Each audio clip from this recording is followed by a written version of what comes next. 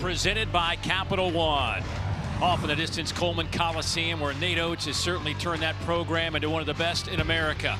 Here at the baseball field, a few hundred feet away, that is what Rob Vaughn is trying to do with this Alabama baseball team, a number 7 national seed. They are hosting St. John's, a number 4 seed in the Tallahassee Regional, as they swept through things to get here for this matchup between these two programs. A lot of baseball fun going on for the last 36 hours. On the left side of the bracket, we already have 3 teams that have punched their ticket to Omaha. Congrats to West Virginia. Troy and Ole Miss just a moment ago finishes off Auburn on the Plains. Meanwhile, the right side of the bracket, we start today. So really only one result that is finished, although Oklahoma looks like they're going to put it on Kansas. But Georgia takes down Mississippi State in a morning contest in Athens. We'll see what happens here between Alabama and St. John's. And speaking of the Johnnies, what a weekend it was in Tallahassee. Here's video proof that they did go down to Tallahassee and win 3 games in a row. Adam Agresti with a grand slam in the regional final against the Seminoles propels them to a 5-4 victory as they roll through the Tallahassee Regional and get here to Tuscaloosa. Dave Neal alongside former Seminole and big leaguer Devin Travis. Glad you could join us. And as a Seminole as well, that was kind of painful to see, Devin, but as a sports enthusiast, how awesome was that? It was painful, but I tell you what, I mean, you think about a confident team rolled into Tallahassee. They believed and they got it done. Yeah, speaking of the St. John's team, obviously there's something going on with this group. What is it? How were they able to do that? Well, first and foremost, they are not scared of the moment. You think about the 3 comeback wins in Tallahassee. Crazy to believe that a team from New York and cold weather team could roll into Tallahassee and find a way to get it done. And there's nobody better to start with than their leadoff man, John LeGrande, 7 for 13, 3 RBIs, 3 stolen bases. He's relentless on the base pass, and they got to have that this weekend, setting up big Mr. Agresti in the 3-hole. Well, as far as this Alabama team goes, obviously one of the premier players in the country seems to be clicking at the right time. Justin LeBron, if they're going to go somewhere, they're going to have to rely on him. Yeah, and you think about the pressure and responsibility that comes with being the leader of this club. He's the face of Alabama baseball. And you think about stars, they're judged in the biggest moment. Postseason, he's delivered 6 for 16, 6 RBIs and 2 homers. We'll see if Alabama can keep it rolling, or will St. John's keep this dream season alive. We shall see in a matter of moments. We'll set the stage with lineups and pitchers when we come back.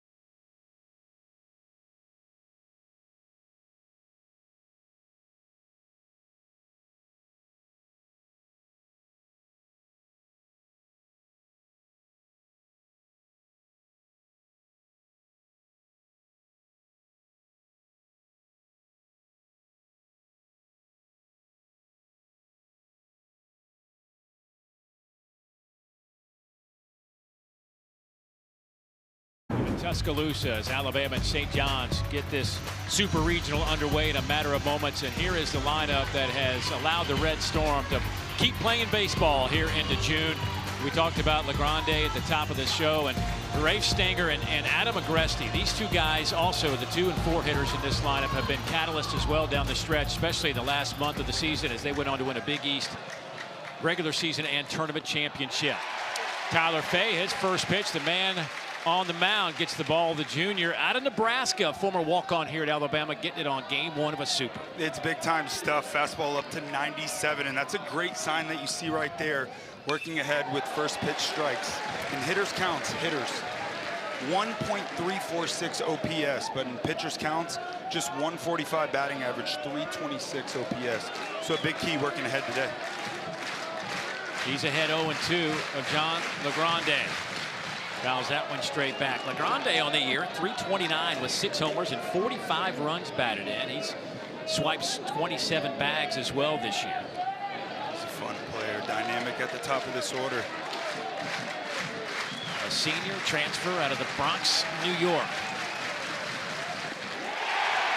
That is strikeout number 113 on the year for Tyler Fay. Man, it's nasty stuff. 4 pitches. Add a second fastball, that'd be 5. 4-seam 97. The sinking fastball 92 to 95. Slider, cutter, and you saw the really good changeup there. That's the go-to pitch against lefties. Well, here's a left-hander. Jader Rafe Stanger, the third baseman for St. John's. He swings and misses at pitch number 1. 336 on the year for Rafe Stanger. He's on a 6-game hit streak. Second team All Big East performer this year for the junior out of Great Barrington, Massachusetts. That one's up and away. 6 for 12 in the regional, 3 walks, ton of big hits all year long. In game 1 of the regional, he had the game-winning hit in the top of the 9th inning. The St. John's team hitting .281 as a group, led the Big East. 1-2 to Rafe Stanger, 123rd in Division I. Georgia Tech, who is no longer playing, Crazy. End of the year as a national leader in batting average of .356. The 1-2 on the way to Rafe Stanger, and that one's up and away. It's even now at 2-2. It's more 4-seam fastball to the lefties, more sinking fastball to the righties. You see him trying to elevate there with the heater. That's where he gets the swing and miss. There you go. Swing Right and on miss. cue. Right on cue. Tyler Fay's feeling good. Reach back, fire for some. How you going to respond here at home in the Supers? 96 at the top of the zone, swinging a miss. Back-to-back strikeouts. Fay looking good early. You know, it's probably because he didn't do a media session this week. We were told coming here, like, the last couple times he spoke to the media before a big start, it has not gone well. So he asked if he could just take the week off from speaking to the media. We'll see how it plays out for him. Whatever you need, Tyler. Right. Whatever you need, exactly right. Here is the first baseman, Sean McMillan. 318 hitter with 10 home runs on the year, a sophomore out of Freeport, New York. Big time juice. Again, Fay ahead. 0-2 this time to McMillan. See him coming out, attacking, working ahead. 3 in a row.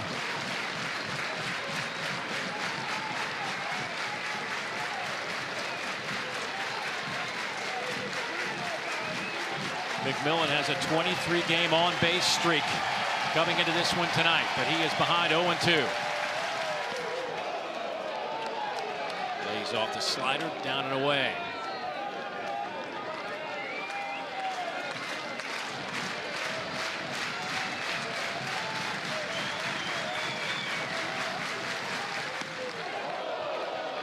.96.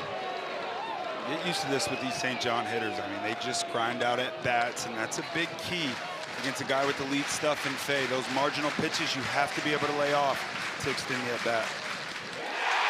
Good start for Tyler Fay in Alabama.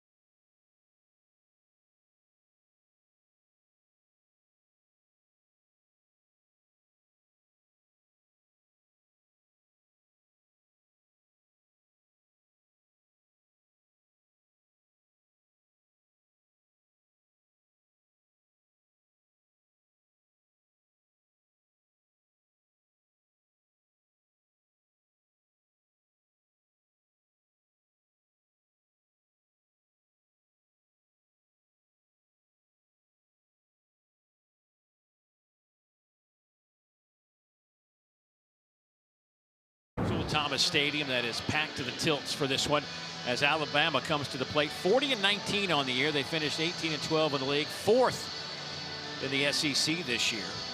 They also finished with a number 6 RPI. This team did not hit it very well this year. They overcome a lot of issues, really. That defensively, they had their moments. Offensively, they weren't great all season long, but they find ways to win, and this is the lineup that does it.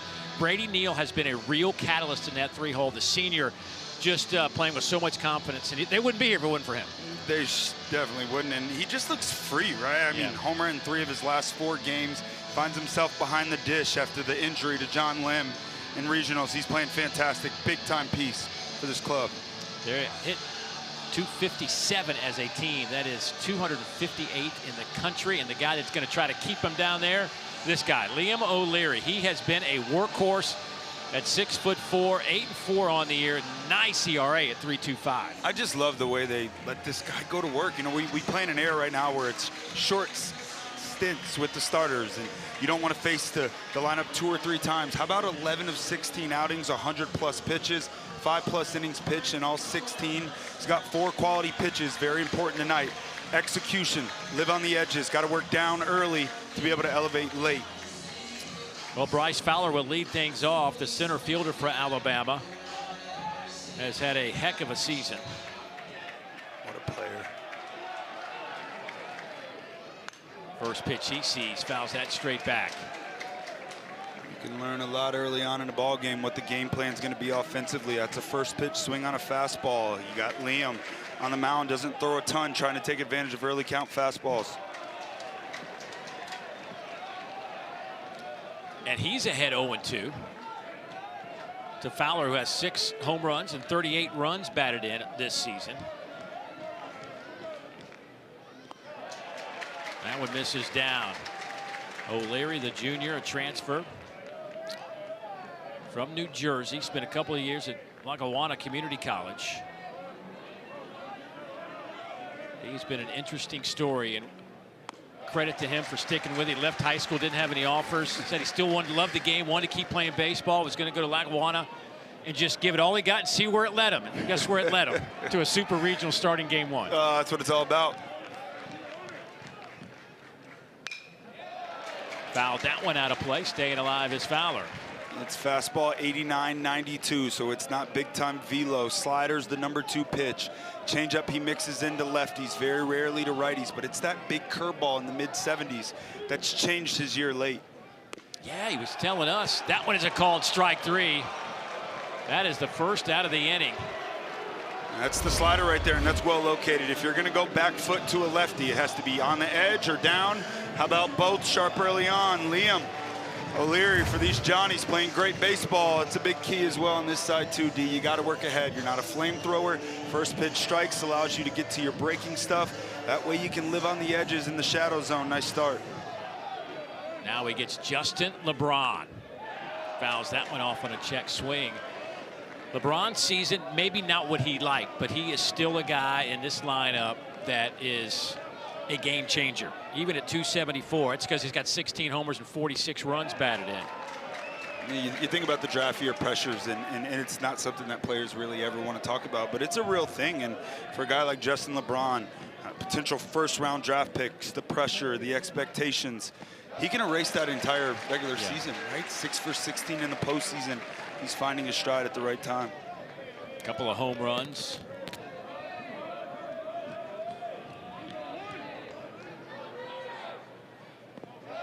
And that one is down in the dirt.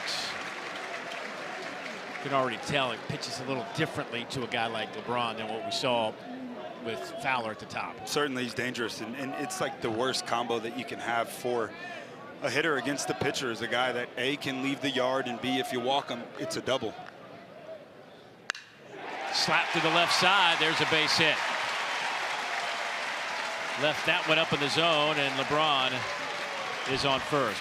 Well, this is a guy, Brady Neal, the senior. They wouldn't be playing right now if it wasn't for this swing in the 11th inning against Oklahoma State. Brady Neal with a 3-run shot. 3-run shot, 2-out hitting, 2-strike hitting. That was the story for Alabama last weekend. 19 of their 37 runs came with 2 outs, and 5 of their 9 homers came with 2 strikes. It's big time, and your big time players, once again, they have to show up in these moments. Fantastic story here.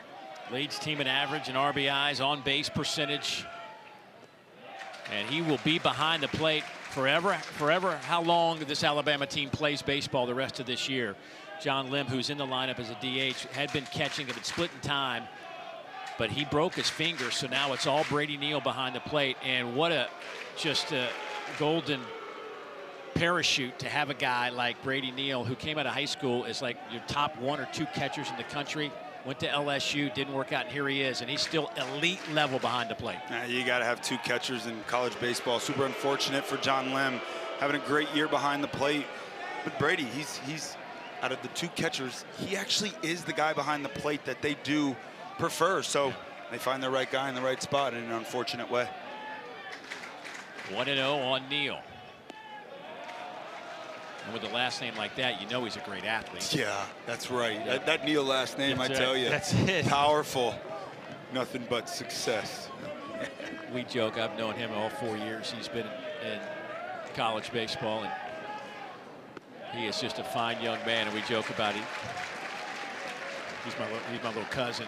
Yeah. He's a Tallahassee native too. So that's right. My cousin too. We're all that's right. Related, baby. That's it.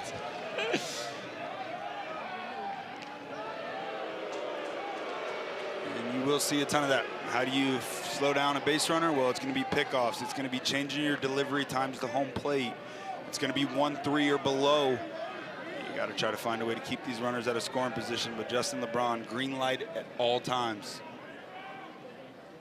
I mean, he's 40 of 41 over there. At some point, do you think throwing over there repeatedly, he's only been called once at 41. I don't want to say give him the bag, but let's not get our pitcher out of whatever rhythm he may be in. That's a great point. It's a constant yo-yo. Diving back to the bag is frustrating, though. And you're like, man, come on, I'm not even running on this pitch. Or, man, maybe I am trying to run on this pitch. But you have to pay those guys a ton of attention. 40 bags, he deserves that respect and attention. Braun has the green light. What happens is they will take it off.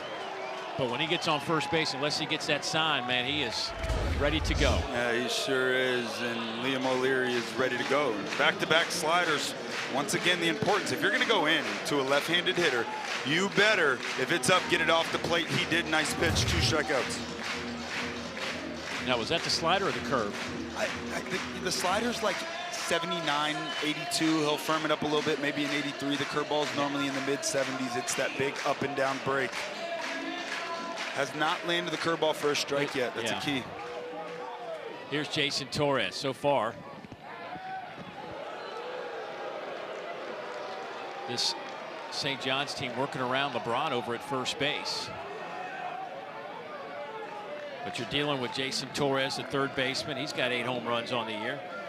From an average standpoint, not what he was hoping for this season, but still 47 runs batted in. And he will look at a fastball, 91 miles an hour in there for a strike. Transfer from Miami. He is playing much better over his last 6 games. 7 for 22, a homer, 4 RBIs. He's got big time juice. Tall fields.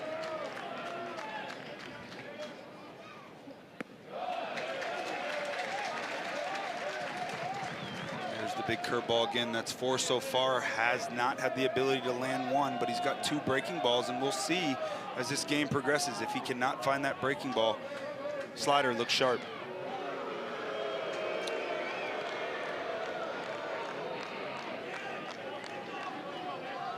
Well, I guess the good news for St. John's is you keep trying to pick over there. By the time we get to the 9th inning, he can be worn out. Keep this pace up. There he goes. Ground ball to the left side. Long throw across the diamond is a strike.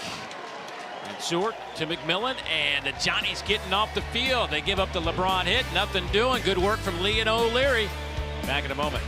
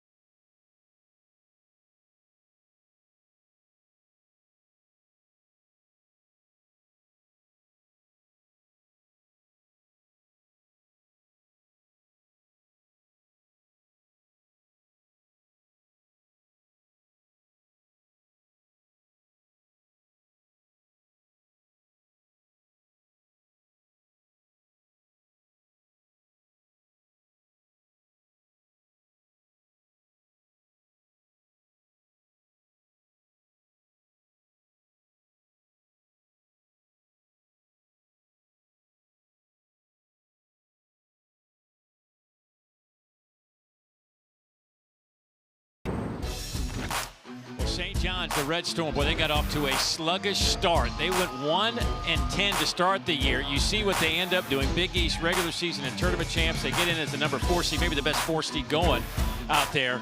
And then they go through and sweep through the Tallahassee Regional to get here to the Super, their first one since 2012. But let's not forget, this is a program with a lengthy baseball history. 39th appearance in the NCAA tournament, tied for 12th most all time. Their second NCAA tournament in the last 3 years. So, I mean, let's, because they get started a little bit later than most and got off to a slow start, you might have forgotten about this group. But they've got guys like this at the plate, Adam Agresti, who are as good as anybody you'll see in America. At least lately, he has been on a tear. Absolutely on fire. 19 home runs on the year.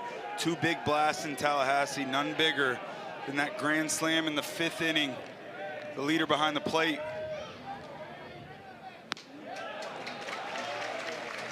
Let's not overlook the fact that he has thrown out 33% of the base runners this year to go along with his offensive game. 290, 19 homers, and 54 runs batted in. Complete player.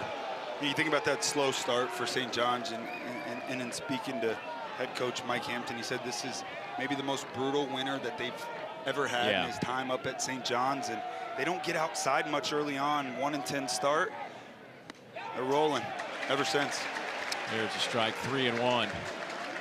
We saw Tyler Fay, by the way, get off to a great start, getting ahead in counts the first 3 batters. He struck out the first 3 St. John's batters he faced. He falls behind Agresti here. It's 3-2. And this one, little blooper down the right side. Long run for Peyton Steele. He dives and can't come up with it. Agresti turns the corner. He's on his way to second. And a good start for the Johnnies here in the top of the second. Well, you know they're going to try to go underneath the hands of a guy with big-time juice, and they do. They get it in there. And Steele out in right field gets a pretty good jump, but no play on this ball because he decides to dive. That's an extra base and a leadoff double for St. John's. It's little plays like that, right? You got to follow those plays inside of a baseball game. That one extra base, now you got a guy on second base, no outs, opportunity to move a runner, and that's something that St. John's, they've been tremendous in the postseason with so far. Will Cowan now. The 5-hole hitter, designated hitter. He looks at a breaking ball in there for a strike. Not choosing to bunt here early on in the ball game. Opportunity to strike against a very, very explosive pitcher on the mound, and you see a first pitch breaking ball, knowing that Cowan's looking for something to drive the other way. Sophomore out of Albertson, New York, swinging away. Alabama playing in at the corners. Yeah, still playing in, even though he hasn't showed bunt yet, which is a little bit surprising. That's 2 pitches in a row, hasn't shown bunt. Imagine it's going to happen here.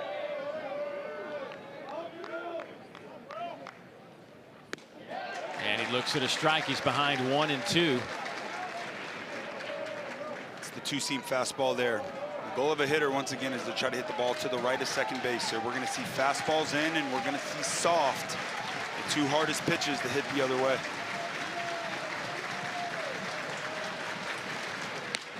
That's just off the plate. Good pitch, great take. Cowan does have 2 sacrifices on the year. Leadoff double, riding momentum. Trying to capitalize, don't want to give away free outs against this tough pitcher early. Got to be swinging here on 2-2. And he does. Ground ball out to LeBron. Flips it across the diamond, but that is as good as a sacrifice as they get Agresti over to third base with 1 down. Well, that's great base running by Agresti right there, paying attention where LeBron's playing behind him, knows he's playing into that 6-hole. He sees it, he doesn't have the ability to get by it, but advances. Huge key in this ball game. You have to take advantage of those little opportunities. So Aiden Fry now, the junior out of Camp Hill, Pennsylvania. 5'10", 185, another transfer. A couple of years at Delaware. Hits this one high in the air. This is going to be just into the grass for Justin LeBron, and that does not do much for Agresti at third base. That's big. 1 pitch, 1 out. First pitch, breaking ball. Got it exactly where he wanted it, just missed.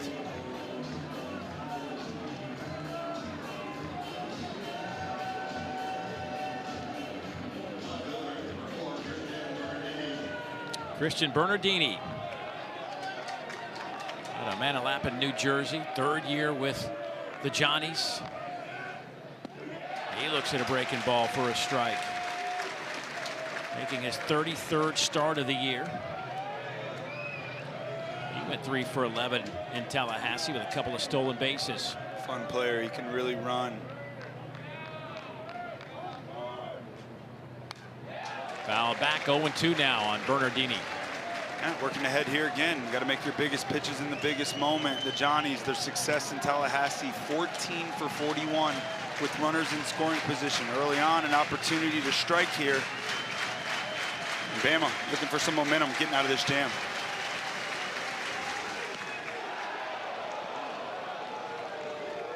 One and 2 the count.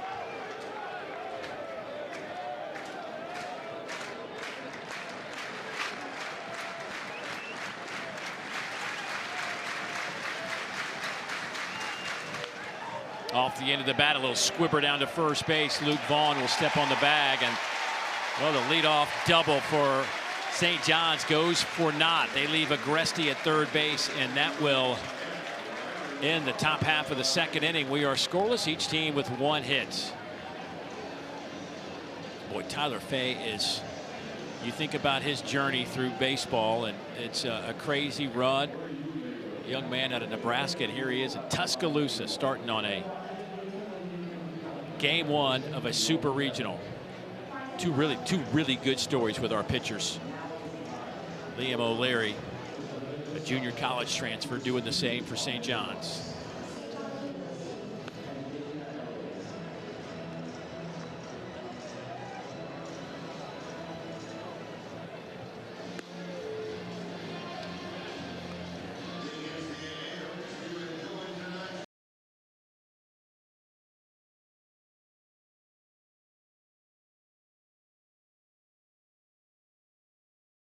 Go on the road and knock off Kansas and win game 1 of that super regional. We're game 1 of this super regional. St. John's and Alabama. Alabama, number 7 national seed, hosting last week, and of course getting through that one. There was a little bit of a scare there. Meanwhile, St. John's, they roll through the Tallahassee regional in 3 straight games.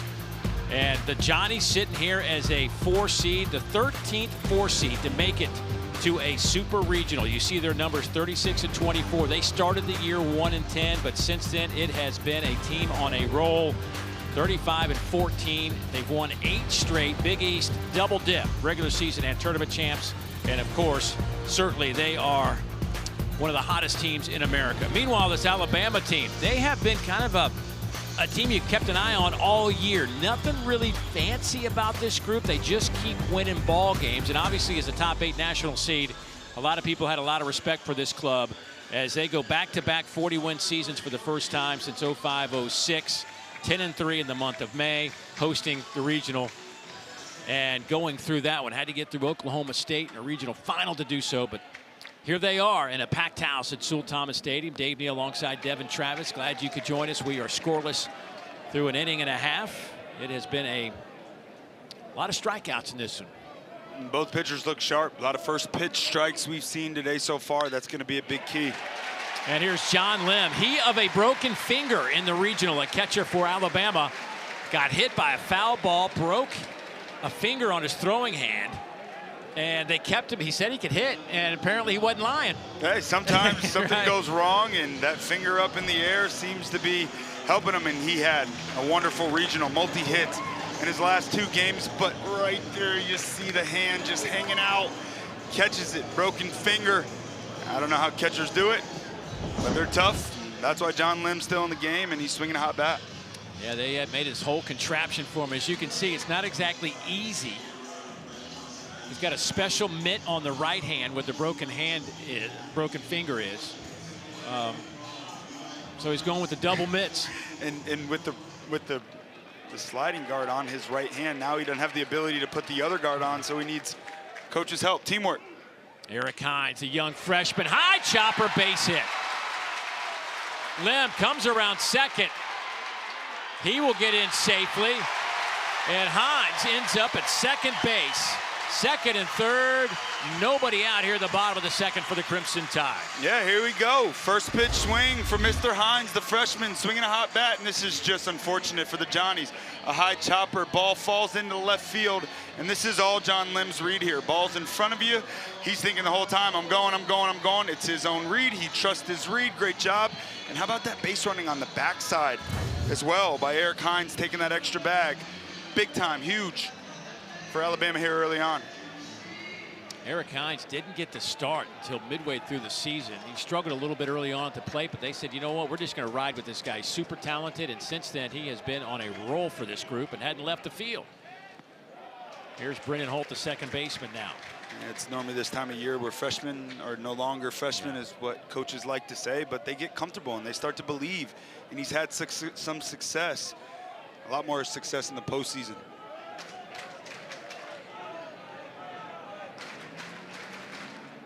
That one is up and away to Holt. Holt comes in at 234. 292 with runners in scoring position, though, on the year for Brennan Holt. Grad student, transfer out of Baton Rouge, started his college career at LSU. Then went to Oklahoma State, then went to South Alabama, and here he is in Tuscaloosa. A little bit of everywhere. Here in a 3-0 count. 5 curveballs we've seen today from Liam O'Leary. Has not been able to land it. Scary situation here early on.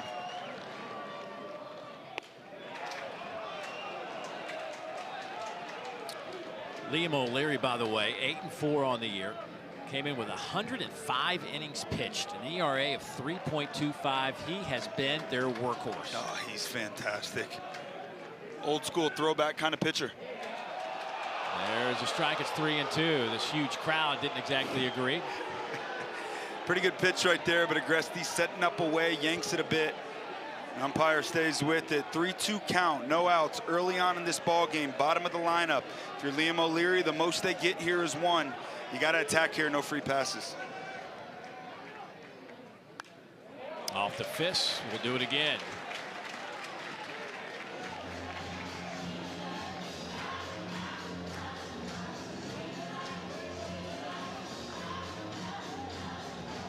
Such a big moment in this game. Alabama 31-10 when they score first. They played great baseball here at home all year long.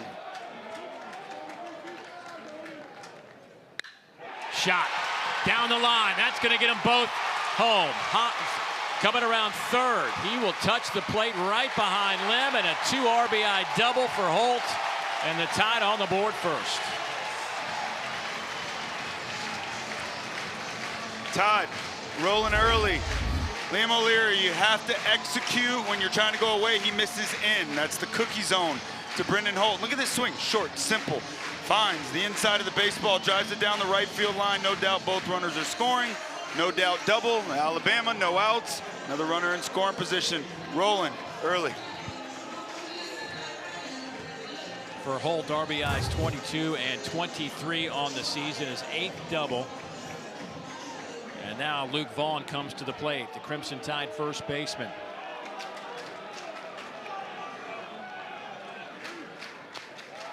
That one misses upstairs. St. John's not going to flinch, though. If we know anything about this group, coming from behind is not an issue. Look at that one on May 31st, down 5-0.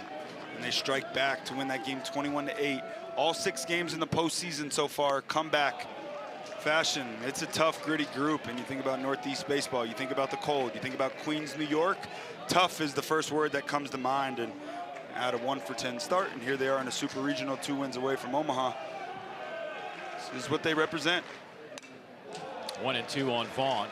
Not had a great year at the plate, just 213, but does have 9 home runs on the season. Vaughn has 33 hits, 9 of them left the yard. Homer in the regional, 4 runs, 3 RBIs. He provides some big-time juice at the bottom of the lineup. Sharply hit out to short. That's going to keep Holt at second. And Sorp over to first, and that'll be the first out of the inning. It's a big out right there, Guy. In second, no outs. Liam O'Leary, you mentioned the numbers and the length that he's given this club all year long.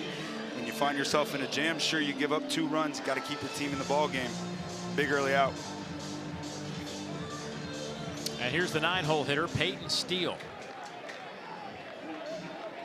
Peyton making his 40th start of the year.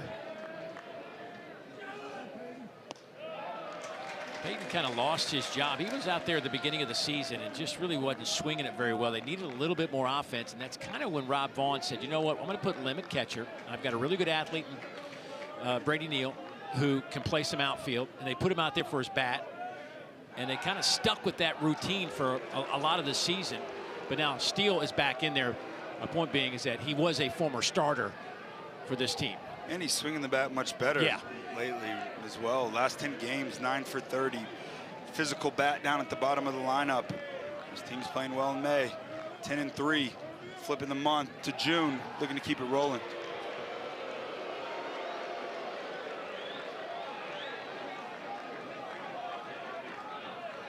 Best time to steal third base is with 1 out. Mr. Holdout at second base, 15 of 17 in stolen bases this year. That one stays up 2-0. Didn't miss by much. Leary likes the misses with the breaking ball down. It's been up so far early in this ball game.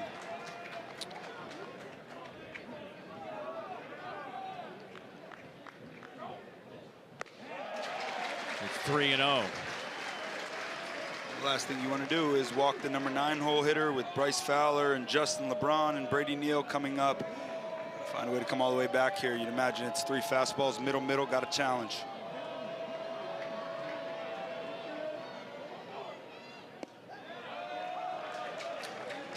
Three and 1 to Steele.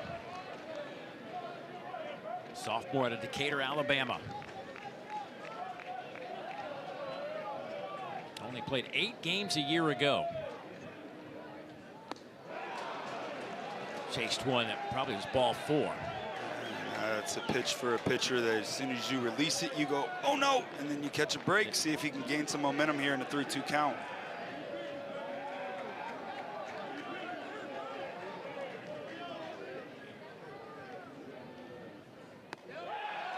Goes fastball, called, third strike, 92 miles an hour, and Steele heading back to the dugout. Way to battle back by Liam O'Leary. That's all they do, the Johnnies. They fight back, and he just makes a pitch. You got the 9-hole hitter up, guy in scoring position, 1 out. You just got a big out. 3-0 count, 3 straight fastballs, and a strikeout looking dotted away. Nice job. Liam O'Leary looks sharp. Minimizing damage, so important in this ball game. His 3rd strikeout of the game. 2 down now for Bryce Fowler, the Alabama leadoff man. Struck out his first time to the plate tonight. Lifts this one in the air down the line. There's some room. Bernardini in foul territory makes the catch. But Alabama does strike on the Brennan Holt double that picks up 2 RBIs along the way. 2-0 tie.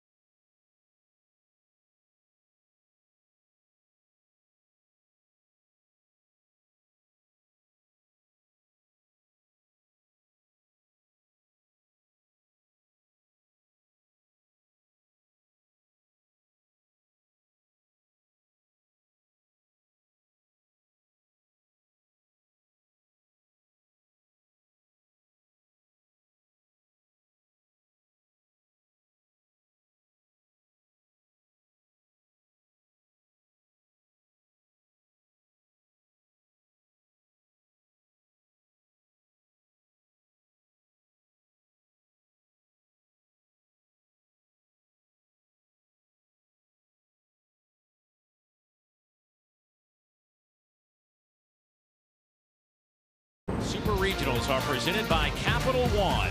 What's in your wallet? Brennan Holt with a 2 RBI double in the last inning to give Alabama this 2-0 lead as we head to the third inning. St. John's team under the direction of Mike Hampton, who spent 18 years as an assistant before taking over this program in 2020 after Ed Blankmeyer retired from the St. John's job, has taken him to the NCAA tournament 2 of the last 3 years. Here's Mansour down the right field line. Is there enough room for the catch? Everybody's all right down there. Peyton Steele collides with that wall, but boy, Coach Hampton is a great representative for this Johnny's baseball program. He is exactly the right man for this job, and he mentioned how much he learned from his predecessor. And the thing that stuck out to me the most is he said, I coach these guys extremely hard. We work our tail off in practice, but in the game I just let them go out and play, and that's exactly what I see from this group. A team that just plays free. They play hard. They play for the name on the front of their jersey. Fun group. Well, chopper to Holt at second, and that'll be out number 1. By the way, this coaching staff, which I think is kind of a great idea. The Big East calls it the coaching staff of the year. Mike Hampton and his assistants were named the Big East coaching staff of the year for the second time in the last 3 years. I've always, we get the coach of the year and stuff, but I always like the staff of the year. I think that's more appropriate. I'm with you. And I think the head coaches probably take that too. Oh yeah, that's awesome.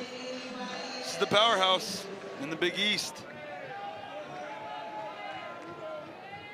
Dylan Fitzsimmons comes to the plate. What a story he has been this year. He's hitting in the 9-hole, but I have a feeling he will not be hitting in the 9-hole next year. This true freshman has busted onto the scene and been a dynamite addition to the St. John's lineup. On an underhand scoop, and he is out number 2. You mentioned not in the 9-hole next year. I was wondering, I tell you, after that first game in Tallahassee where Luis Rodriguez went down, absolutely just a sad story, having a great year. The freshman jumps into the lineup, and he proceeds to go 3 for 5 in game 1. He is without question the reason St. John's was able to take down Florida State in game 1. 5 for 12 in the regional. Next man up mentality, special freshman. John LeGrande comes to the plate. By the way, we will visit with Mike Hampton next half inning. Can't wait. Get his thoughts on being here in this super regional. LeGrande 0 for 1. Started this game with a strikeout. Nothing but strikes from Tyler Fay. It's now 10 batters faced. 9 first pitch strikes. Wow. 9. You said at the very beginning of the telecast tonight, if he gets ahead, he is dominant. Truth. Good luck. Here's the 0-2. Up and away.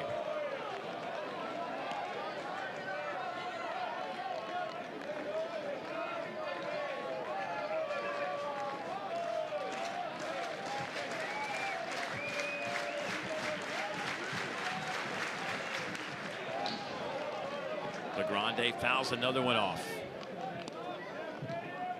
LeGrande, 6 homers on the year, 45 runs batted in. Now St. John's has homered 8 times in the last 5 games they've played. For a team that didn't hit a bunch of home runs during the regular season, they have, I guess with the weather getting warmer, finding more barrels. And it's just a confident group, and there's absolutely nothing scarier than a confident team in the postseason. Swing and a miss. LeGrande strikes out for the second time, and the inning is over. Nothing doing for St. John's. And when we'll come back, we'll visit with that man, Mike Hampton. Stay with us.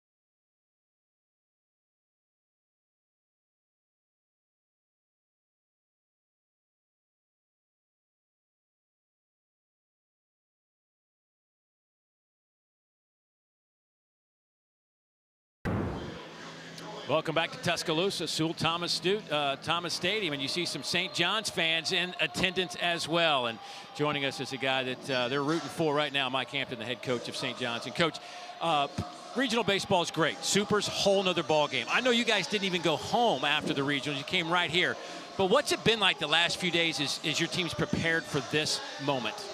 You know, we tried to take, you know, every day just the same way that we always do is just try to work hard and prepare for another game. So, you know, we've been practicing over at a high school and getting a couple of lifts in and just trying to get ourselves prepared for tonight.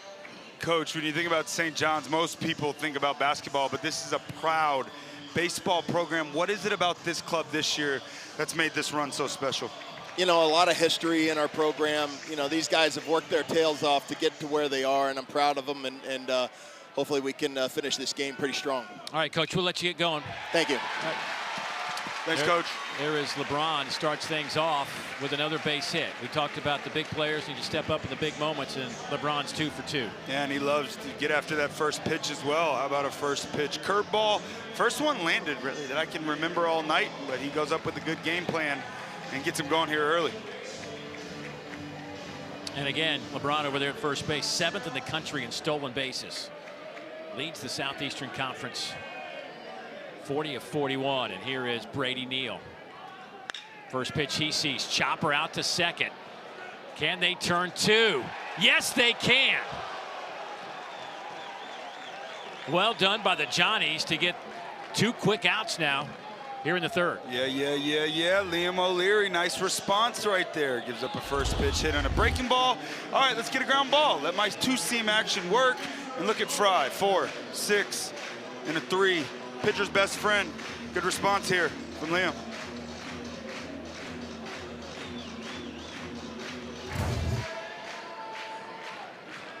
Base is empty now for Jason Torres. Torres grounded out to shortstop.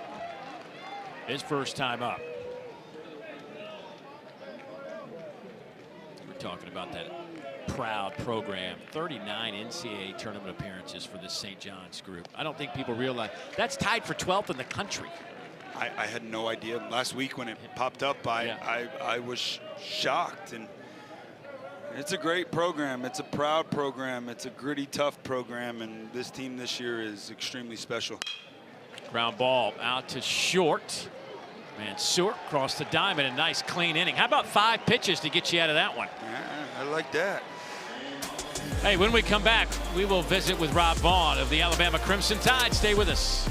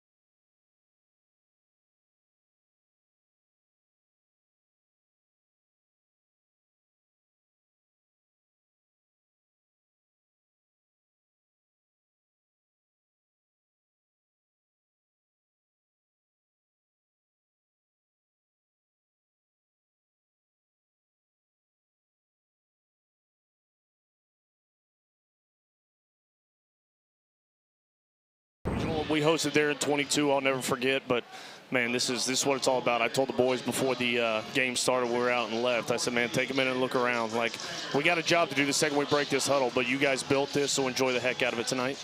Coach, Justin LeBron, your shortstop. I mean, what's it been like watching his progression over these last 3 years? he's just dynamic, man. Like, he does something every day, and I know everybody's talked about it, man. There's something, you know, they talk about his numbers this year. They talk about this, that, and the other, but every day that dude does something that makes you say, like, holy cow, you know, and the way he runs the bases, the way he swings a bat, the plays he makes on defense. I mean, he's as dynamic as it gets, man. That's why somebody's going to pay him a whole lot of money next month. So proud of him, man. I hope we got a couple more weeks with him. All right, buddy. Well, let's get going. Thank you, Rob. Appreciate the time. Yep, thank you all. Roll Thanks, Tide. Coach. You know, we were talking about really this situation. You go back to 2023, Brad Bohannon was here as Jader Rafestanger steps in behind 0-2. Jason Jackson, the pitching coach, has to take over for Brad Bohannon, who got wrapped up in this awkward gambling type situation. They let him go in the middle of the season, and JJ, as they call him, Coach JJ down there, led them to the postseason. And there were some that thought he was going to, you know, get this job, and if he did, maybe he'd leave. He's a really respected pitching coach. Well, they go to Maryland, where Rob Vaughn had led Maryland to the best record in school history and had really just taken that program and elevated it near the top of the ACC every year. They hired him here, and I think one of the best things probably for this program and for this staff is he kept Jason Jackson on the staff as his pitching coach. It's awesome, and he's just a young, high-energy coach, and you can tell how much his players respect him. And then he keeps Jason Jackson, his pitching coach, a guy that's had so much success. And you think about the success he had in which the season where he filled in and he took him to the postseason. Huge amount of respect. Jason Jackson has helped guide Tyler Fay to 5 strikeouts tonight. He's locked in. Yeah. He's got it all working. Fastball at the top of the zone. Not many mistakes over the heart of the plate tonight. The slider's working. Just enough cutters. Changeup's been really good to the left-handed hitters. Here's Sean McMillan. 0 for 1 with a strikeout. First pitch he sees, fouls it off.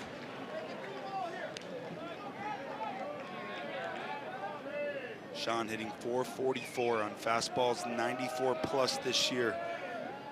Swinging the bat well against the cutter to a .625 batting average. It's the slider changeup he struggled with this year. It's back-to-back there. Sophomore out of Freeport, New York. Last year named to the Big East first team. Was a freshman All-America, hit .328, led the Johnnies with 9 homers, starting 45 games. And, of course, he has brought that again this year, second team All-Conference. But he's going to have to head back to the dugout and think about that for a moment.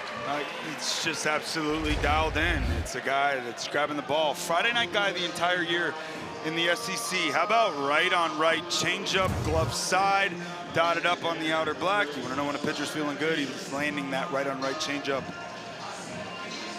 6th strikeout of the night. 34 strikes and 50 pitches. That'll work. Good strikeout stuff, but it's right at you. Tough out here, Adam Agresti. The only hit, led off the second with a double. Got to third, but left stranded there. It's been a heavy diet of fastballs to Agresti tonight. Agresti, first team All Big East, Tallahassee Regional MVP, the redshirt sophomore out of Yorktown, New York. How about last year? He starts 37 games and hit .210. He did have 9 home runs now. And then a year later. And a year later, we've got is. 19 bombs and hitting .290. Great story. Highly recruited guy out of high school. Head coach Rob Vaughn, when he was at Maryland, said he recruited him pretty hard, and he chose to come to St. John's. Ranked as high as the number 11 catcher in the nation coming out of high school.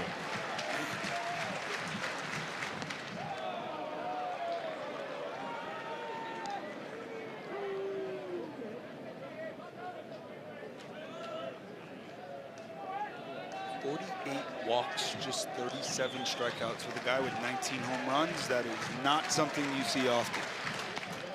Ooh, that just misses. I think the real testament to how he's respected, he's been intentionally walked 14 times this year. Good for tied first in Division I baseball. Walked 2 times last weekend. Still 2 homers. Here's a 3-2 Off the end of the bat, we'll do it again.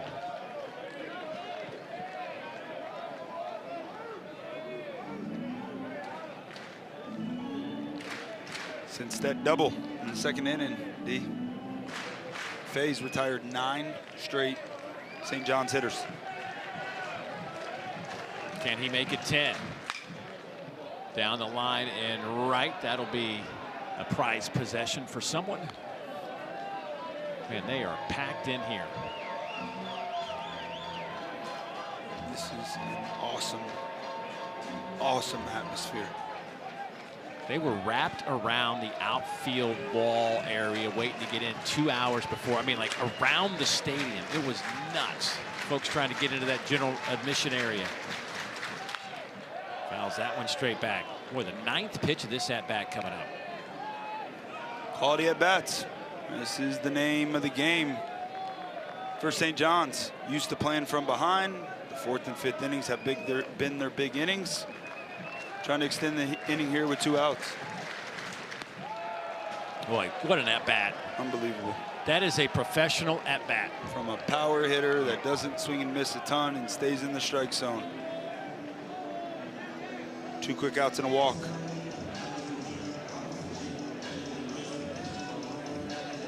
I mean, there you go. As a team, the 20% walk rate, the best of any team in the regionals. 28 walks, 3 hit by pitches, 14 for 41 with runners in scoring position. Quality outing after quality outing for starters. The bullpen just finding a way to piece it together. And that's how you roll into Tallahassee and beat down the Noles. Will Cowan throw back to first. Will Cowan. He grounded out his first time up.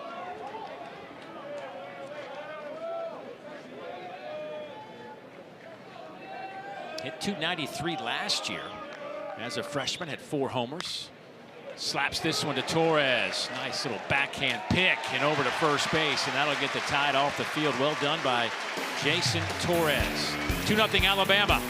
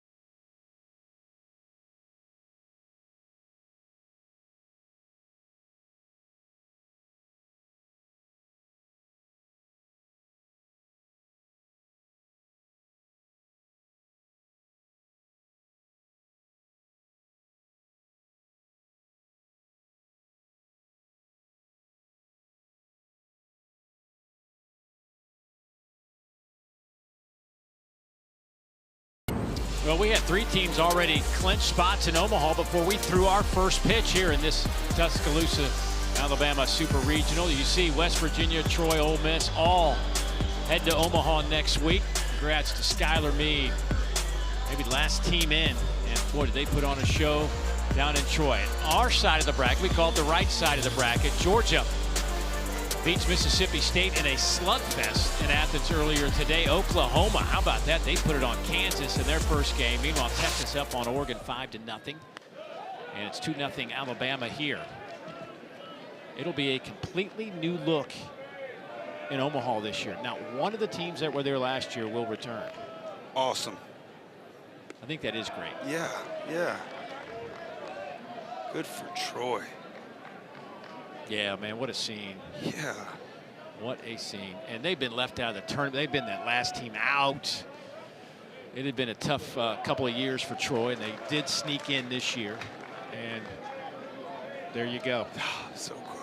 That's what college baseball is about. How about Georgia? Down 7 runs. They come back tonight. 5 home runs for the Dogs as John Lim steps in there. He has 9 home runs on the year. By the way, we're looking at John Lim, and you can see it on his right hand. The batting glove's been cut out a little bit. He's got this little brace on there that was created by the Alabama trainer after he broke his finger in the regional last week. And they've kind of made a new one that's a little bit more comfortable. But he was saying that when he swings, it moves around. Didn't have to swing there. Has to adjust it all the time. They had to cut the glove out. But my man is playing with a broken finger and can't catch, but he can certainly hit. He got a base hit earlier. 2 good at-bats back-to-back. Find a way. Catchers, they're a different kind of tough.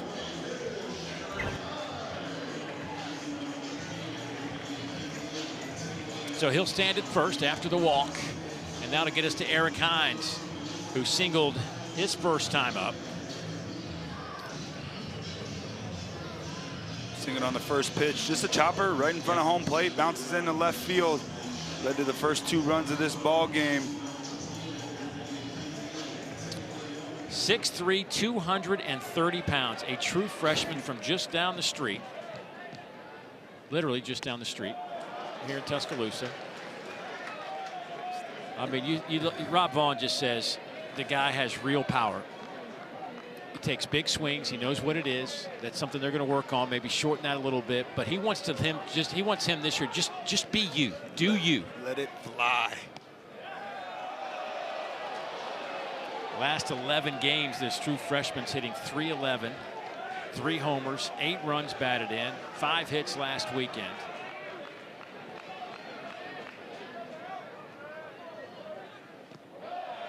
Watches that one down. I think his splits, too, are kind of telling where he can go. He's a .315 hitter against left-handers, and with 5 homers. He's .274, which is a pretty good number for a young player in this league against right-handers. Also has 4 home runs. It is one impressive young man. Yeah. It's a solid approach that's getting better and better. He's getting spun a lot early on in the season. He made the adjustment back from the breaking ball. Has the ability to get jammed with 2 strikes and hit balls out to deep right field like he did in the regional. He's laying off tough pitches like that, and that's such a big pitch, right? 1-2 count. You're behind with the guy on the mound that's a veteran and having a great season. Now you flip the count. Now it's 2-2. You're back in this thing. So small adjustments and pitches inside of an at-bat proved to be the big key in the long run. Now he will strike out. It's 44 strikeouts, 5 walks, but it's getting better. He's in the last few weeks in that regard. Yep. Big swing there and fouls that one off.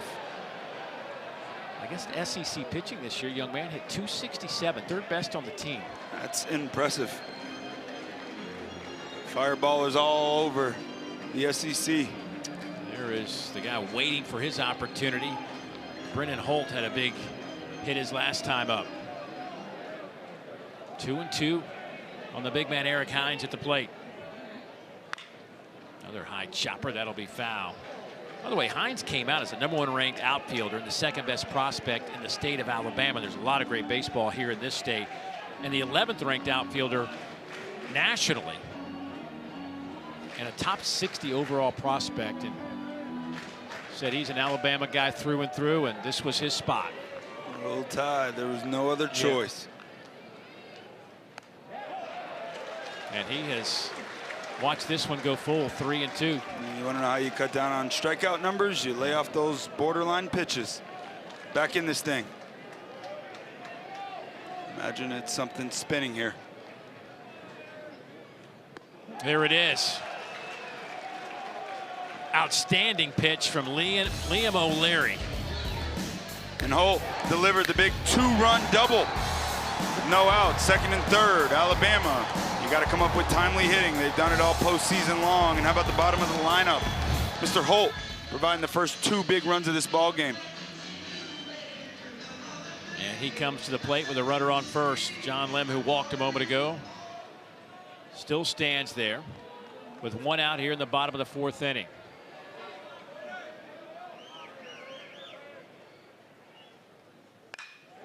Another base hit.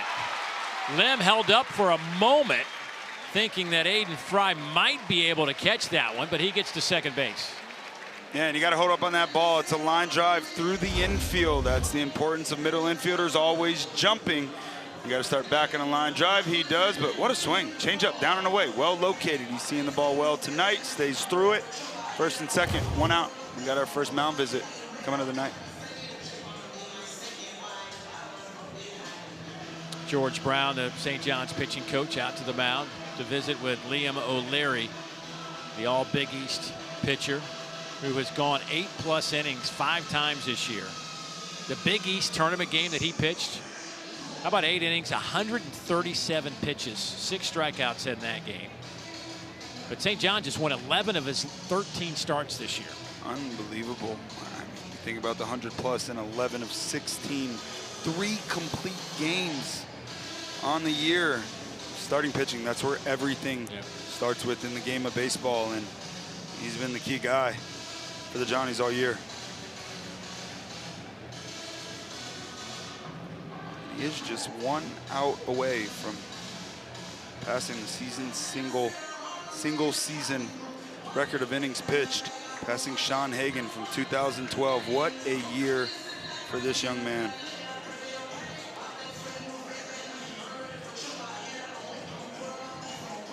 Junior college transfer.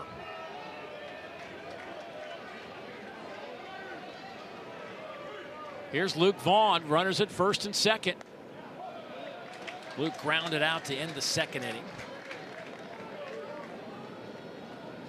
His average at 212.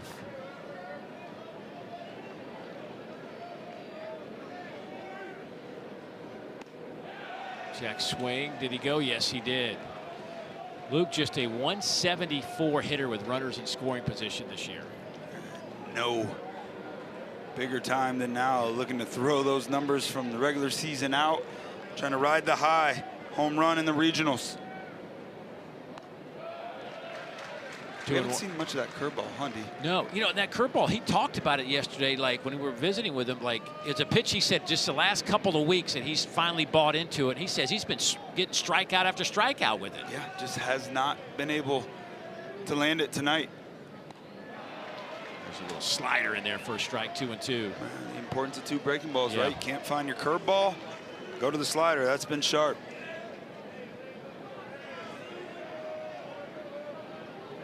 See what he does here with this 2-2.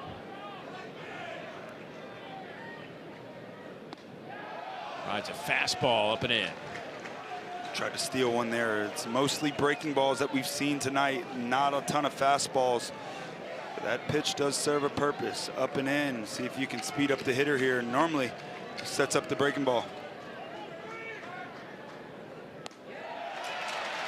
And they're now loaded.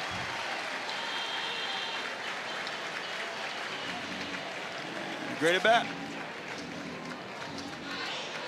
The second walk this inning, and the second walk for the game. 4 walks last week against Florida State. That was the season high for Liam O'Leary. And the 9-hole hitter, Peyton Steele.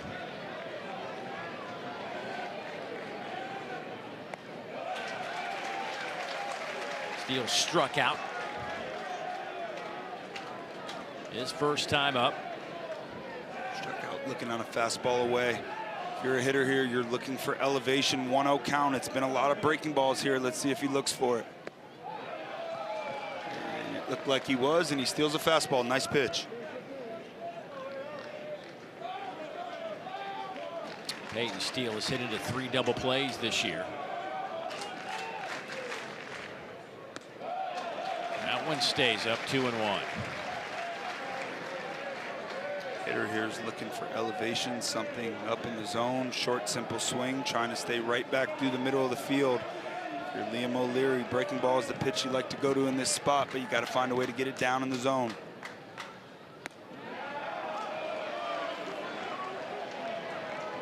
Got it.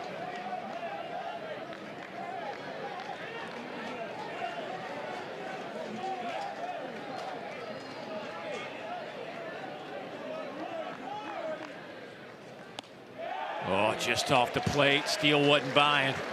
Great pitch, even better take, and that's a big one. 3-2, 1 out. Crowd starting to get into this thing. Big situation here. 6th full count of the night for Liam O'Leary. And he walks one of them in. RBI for Peyton Steele. It's 3-0 Alabama as Lim touches home. He went to the faithful there with the slider, missed. Great at bat, bottom of the lineup, providing some offense tonight. Doesn't matter how you score him in the postseason, find a way to touch home plate. Bringing up the top of the lineup, the go-to guy, the engine, Bryce Fowler.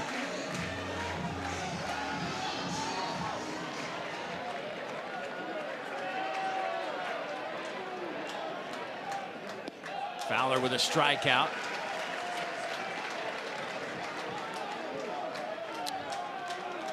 Flew out in foul territory his last time up. 4:15 with runners in scoring position coming in. And he'll look at a strike there, 1-1. Fowler moves to center field this year. It's been a couple of years at Southern Miss, 1 year at Pearl River Community College, and now in his 2nd season with the Crimson Tide.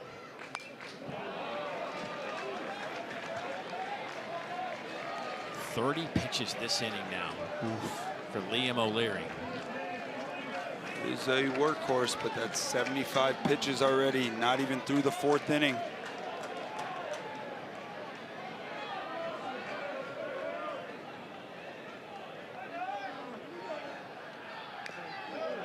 Fowler fouls that one off.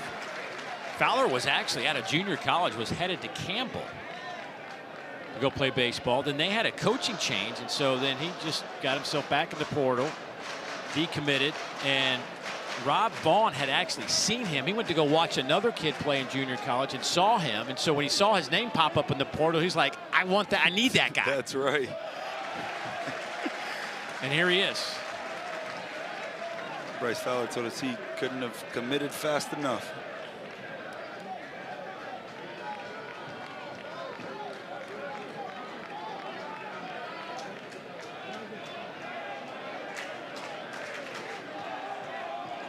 Bases loaded, 2-2. Sharply hit, base hit. Brennan Holt will score. Luke Vaughn will score. They will hold Steele at 3rd and a 2 RBI double for Bryce Fowler.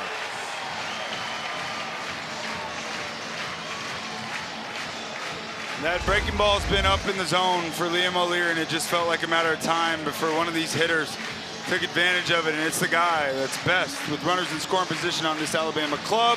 Breaking ball up in the zone, rocket shot down the first base line. 2 runners scores, 2nd and 3rd, 1 up, and Bryce Fowler said, yeah, baby, I like postseason baseball. Having a wonderful postseason. 5-0, Alabama.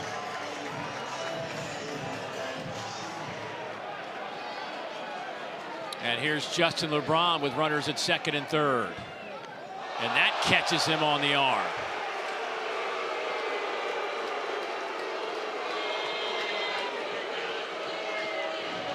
I think he's mad because he doesn't get to hit. Yeah, he's probably mad he didn't get to hit without question, and that's never a fun place to get hit with the baseball. Right on his left arm, near his wrist. Good hitters, you got to try to find a way to go in with the fastball, especially when they've taken advantage of 2 breaking balls. Misses there, runs arm side, bases loaded, 1 out. So Adam Agresti will go out, kind of slow the moment down. Looks like Mike Hampton trying to figure out, is this the moment? They've already had 1 mound visit this inning. Yep. You'd imagine that the bullpen is starting to get going a bit. Tyler Longoria out in that bullpen, waiting for the call. Let's see if Coach Hampton will let him pitch to Brady Neal or not. It's gotten Brady Neal out on a strikeout with the slider, double play with the slider. Gonna stick with him here. How about the splits for Brady? Talk about making it a tough decision for a coach. He's 3 432 versus left-handers, 331 versus right-handers. Pick your poison. He does have more pop from against right-handed pitching. 7 home runs versus 3 home runs against left-handed pitching. And he said that was a big key for his turnaround this season, staying in that left center field gap, lower flight off the bat. He looks at a strike there. It's 1-2. Brady hit into a double play his last time out, struck out his first time against Liam O'Leary. Now up to 37 pitches this inning. Still going. That one is fouled out of play.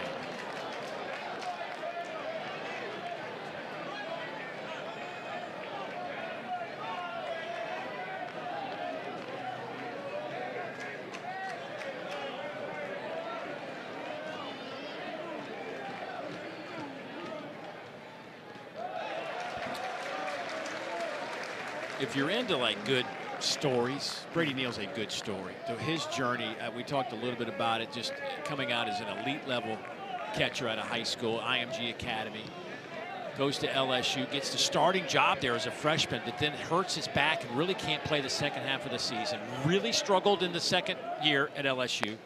Transferred to Alabama, did not go well last year for him either. He said he was put too much pressure, wanted to be that guy that they all thought he was going to be coming out of high school. And then you see what he has done this year versus what he did last year. He said he's just playing free. Set it on in. That one's up in the zone, and he draws a walk and an RBI for Brady. So Brady Neal gets the RBI. Makes it a 6-0 game. That's 4 walks on the inning, tying his season high. That's back-to-back weeks. Add a hit by pitch, just 2 hits this inning. And Bama, 4 runs across, still just 1 out.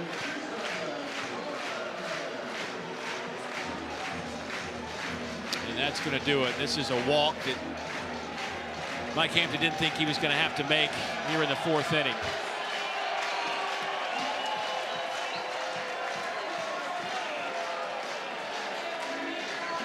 There you see it, the free passes, 4 last week, 4 tonight. You got an Alabama club that's playing exceptional on offense. 9 homers in the regional. Just 3 games. 6-0 Alabama. We'll step aside, up the change when we come back.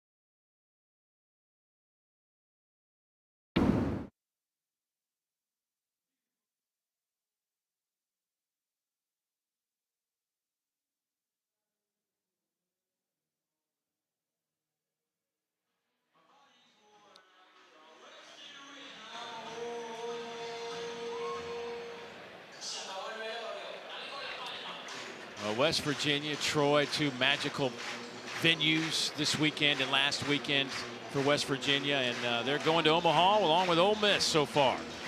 Tyler Longoria hoping he can kind of quiet things down a bit as Alabama has jumped out to a 6-0 lead.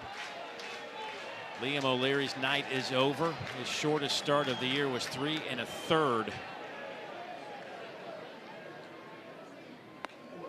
As he faces Jason Torres, a cleanup hitter. I mean, he was playing with fire that inning, and it finally burned him. Yeah, the breaking ball was just up in the zone today. He's been fantastic all year. You already mentioned his shortest start of the season, but a big situation here. You know, St. John's, they have the ability to come back, but bases loaded, 1 out, tie in this game, trying to minimize damage.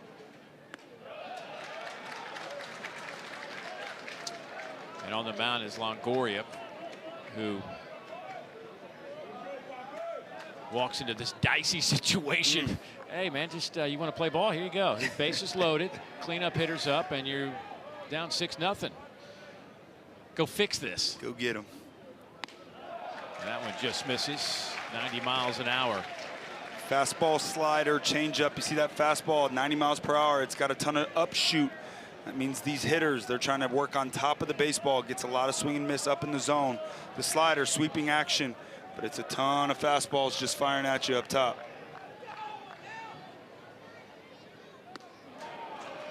2-2 the count.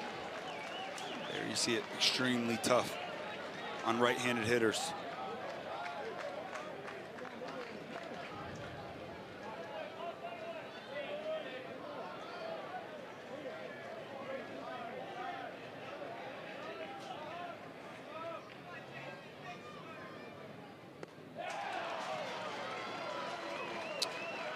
Well, that works. It's just such a different look, right? You got Liam O'Leary that was pitching, and it was a ton of breaking balls and spin. And then you bring in this guy from a different arm slot, right on right. It's got a ton of upshoot. How about 5 straight fastballs? Imagine they had a pretty good game plan coming in. Things go wrong, right to Longoria.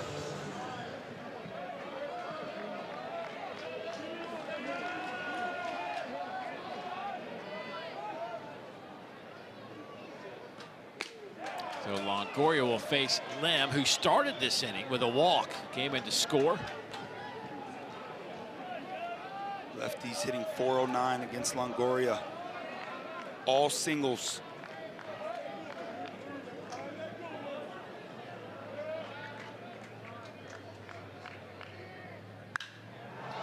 Popped him up high into this Tuscaloosa sky. Shallow center field.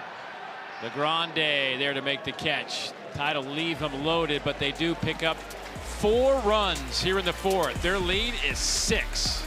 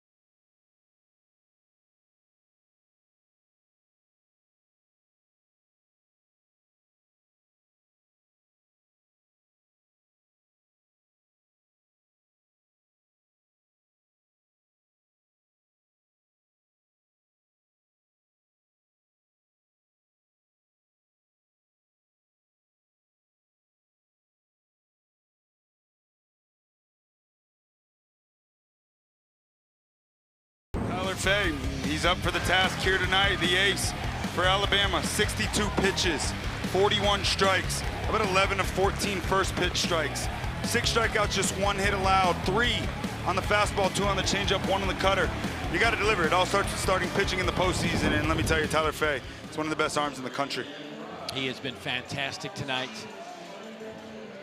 Got off to a great start. Started the game off striking out the side to get this one rolling. Just 1 hit, no run. A lot of zeros on the boards for this St. John's team. Aiden Fry will try to get it going for the Johnnies. Fry hitting 6, followed by Bernardini and then Rob Mansour.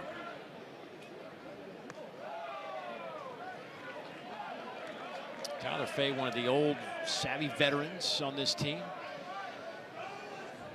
Matter of fact, he got married in the offseason. New Year's, right? New Year's, right over New Year's Day. There's his wife, Chloe, right there. Chloe Fay.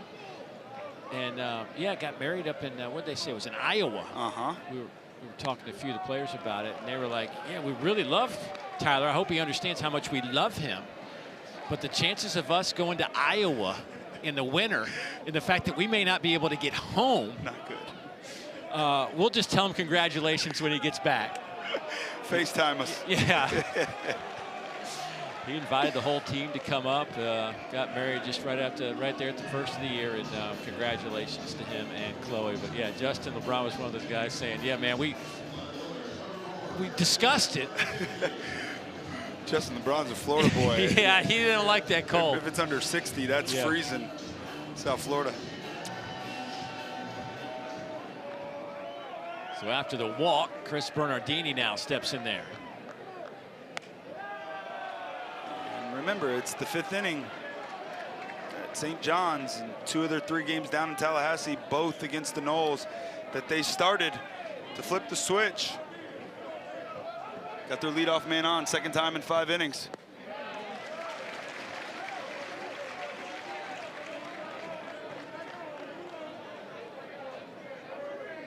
It was a big grand slam in the regional final by Adam Agresti that propelled them to a victory. Throw back to first, nothing happening there. It was with 2 outs too. I mean, in watching that offense at the time, it looked like Peyton Manka was going to go 9 innings shutout, and a couple errors, and they flipped the switch with their go-to guy. Slow roller, Torres only play over to first, close play, and they just did get him. Just barely is right, but that's all you need is just barely, and ooh, that is very close. St. John's is challenging the first call of safe. The previous play is under review. Excuse me. Looked like the call right is out. Previous play is under review. Yeah, Garrett Scavelli over there at first base. Looking around, and let's see, indeed.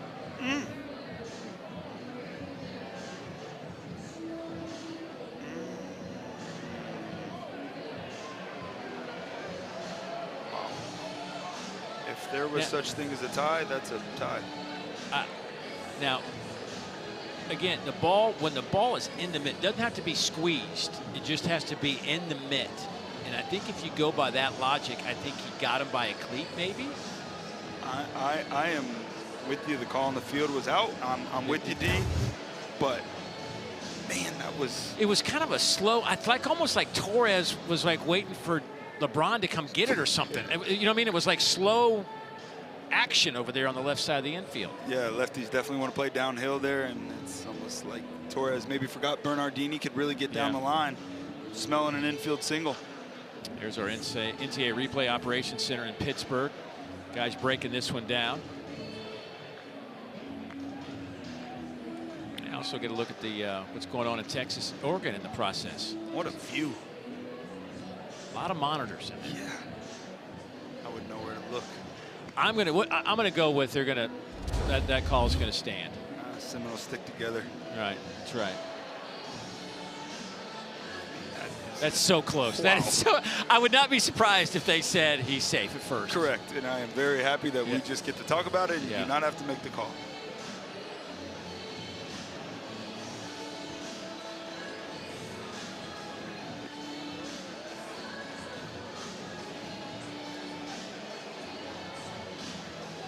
Boy, if he is safe, though, that's going to certainly change the dynamic a little bit. It's going back to what you're talking about. They needed some base runners. And this team is very capable. You score 1 or 2 runs, make, you know, each little positive piece of momentum for St. John's is things that they build upon. It's been their story all year. Yeah, it's an offense that just thrives off chaos, and it's not a ton of homers, although the homers have been up as of late. But you make a mistake with this team and you just give them one little crack. They just have been the team that pounces on that opportunity. I mean, there's nobody out. This is a really substantial call in this game. This is huge. This long normally is a good sign for calling the field. Well, was there indisputable video evidence? I don't know that there was to overturn that. With you. We'll see right here. The call in the field at first base with the runner out will stand. St. John's will lose a challenge and will have 1 remaining. I clearly worth the challenge. Yeah. Certainly. And had it been ruled safe, I think, you know, that would have stood up under that test we just saw, the video test. You know what I mean? It just, Yep. whatever they called was going to stick. It's the first one Knowles got right over St. John's all year so far. That's right. The 71st pitch of the game to Rob Mansour with the runner at second base. Breaking ball in there for a strike. 250 hitter on the season for the shortstop. No homers, 26 runs batted in. To the right side. Vaughn says, I'll take it. He steps on the bag. That does get Fry over to third base, but 2 down now. And a nice response here by Fay. I think that is the game plan for these right-handed hitters against Tyler Fay. I think the thought process has to be fastball the other way. You have to respect the slider. You have to respect the changeup and cutter. Gives you an opportunity when he does spin something in there or something's off. You can catch it out front and drive it, but you cannot try to pull this guy.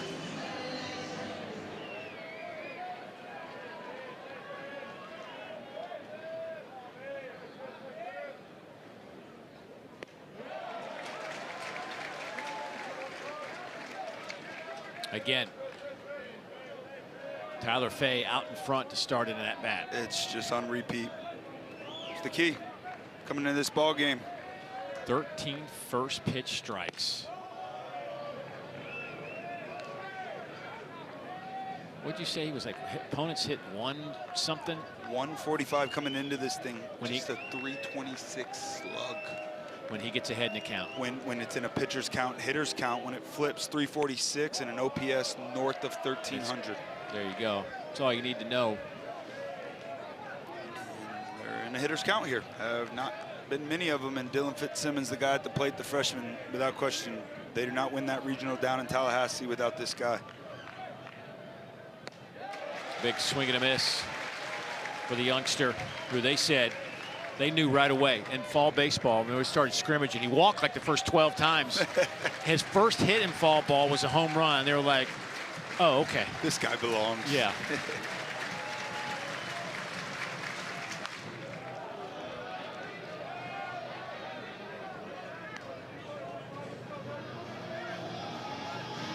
Last 10 games, 341 average.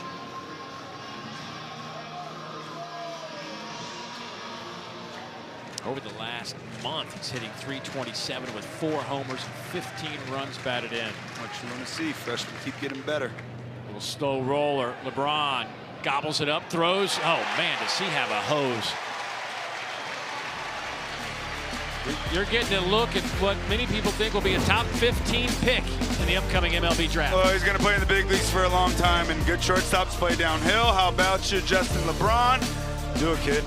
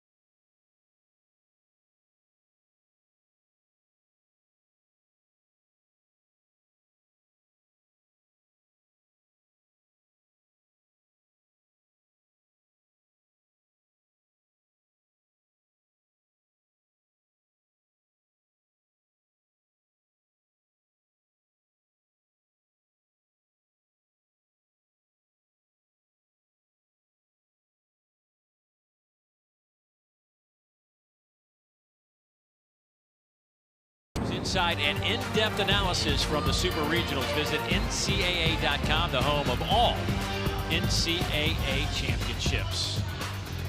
Anticipating a record crowd tonight here in the game 1 of the Super Regional. Alabama this year, 33-1. When they lead by three plus runs. Their only loss came back in mid-March against Kentucky. 33-1. Here is Big Eric Hines back to the plate for Alabama. 3 plus runs. Bullpen been pretty good. Yeah. They have got some arms down there in the Alabama pen. 3 of them have been really steady for them. That's fouled back out of play. Heiberger's been kind of their biggest weapon. They got Hagan Banks, a guy that can close games out for you, and then Austin Crowther's another guy that's been really solid for them as well. Another guy that can chew up some innings and close if you need him. Yeah, 2 out of those 3 are lefties. And yeah. Interesting thing I saw though on the back end of that bullpen with those lefties, it's reverse splits. They're actually all better against against right-handed hitters, which I found very fascinating.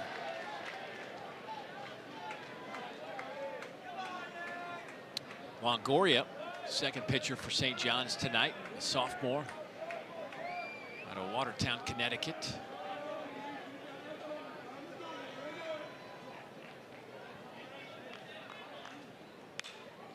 Off the fist to the right side. This will be caught in foul territory by Sean McMillan. And that'll send Eric Hines back to the dugout. Longoria just rearing back, firing with that fastball.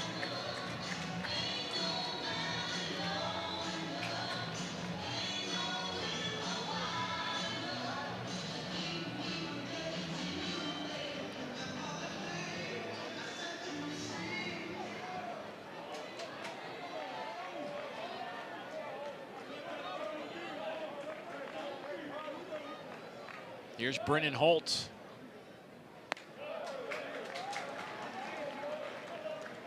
Holt's had himself a nice day. A double with 2 RBIs and a single. Came in to score after that single back in the 4th.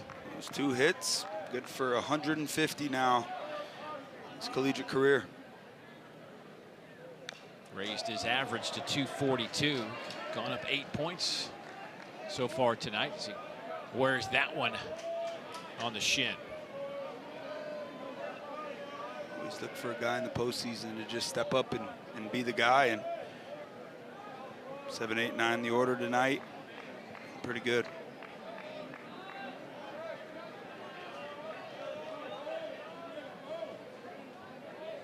Holt does have a couple of home runs. And smashes this one out to right, and that'll be caught just shy of the track by Dylan Fitzsimmons, but that was smoked pretty well off the bat for Holt. That was an absolute rocket shot. Lefties having a lot more success against Longoria this year. That upshoot fastball from that drop down slot. Lefties see it extremely well. They look for damage up in the zone. 2 outs nonetheless.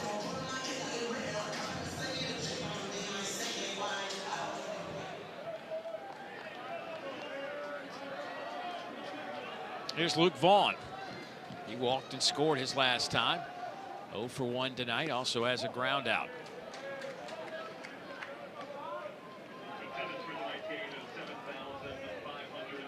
Six runs tonight for Alabama, 7, 8, 9. They have 3 of them. Big key in the postseason. Bottom of the lineup has to find a way to produce.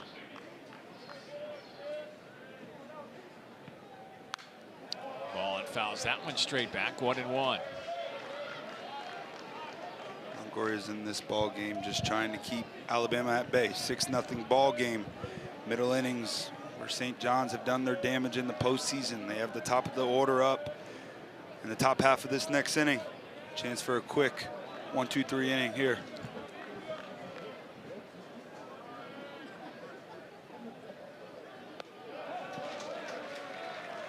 Vaughn lays off that pitch, 2-1 the count.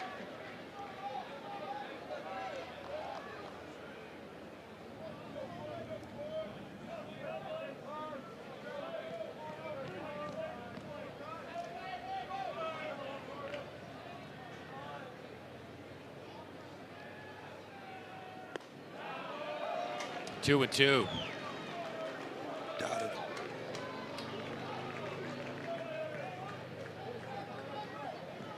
Alabama has struck out a program record 541 times this year. Wow. That's a lot of strikeouts. I mean, you look at the numbers and you go, how is Alabama the number 7 overall team? Well, good teams just find a way. That's what I say. They just find a way. That one catches Vaughn. A 2-2 pitch runs in on him, and he'll take the free pass down to first base. It is never fun to get hit by a pitch, but when there are 2 strikes and against a tough right-handed pitcher, you will take it, especially off the elbow guard. Bama extends the inning.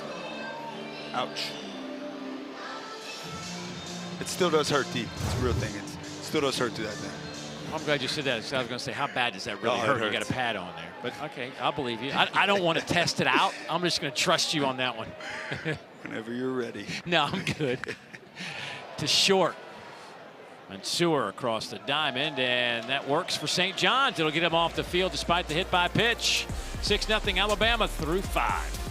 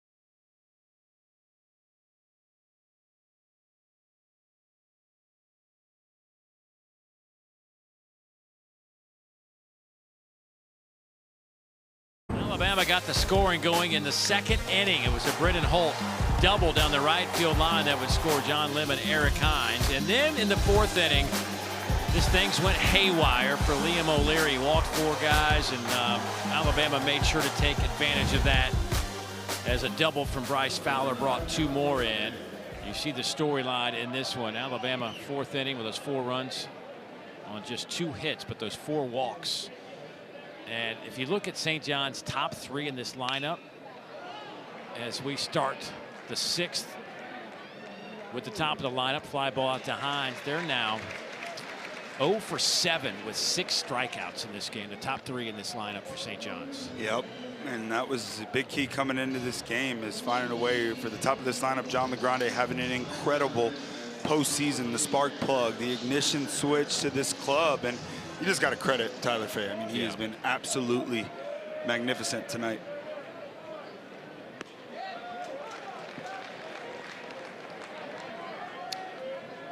And remember, Tyler Fay, also young man, if you hadn't followed Alabama at all, had a no-hitter this year. It wasn't just a no-hitter against some random team. He no-hit the Florida Gators. Is a special lineup. I thought that the Florida Gators, I know you watched them play a ton more this season. I thought that that team was good enough to win a national championship. But Troy, from the losers bracket, are now going to Omaha. Wow. They win that Gainesville Regional. Because of circumstances, they get to host. And took them 2 games to punch their ticket.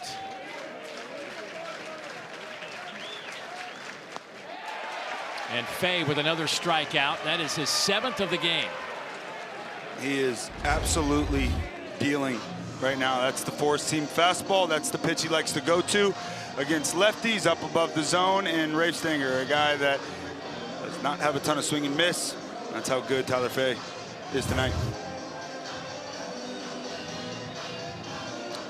for the love of the game. That's right.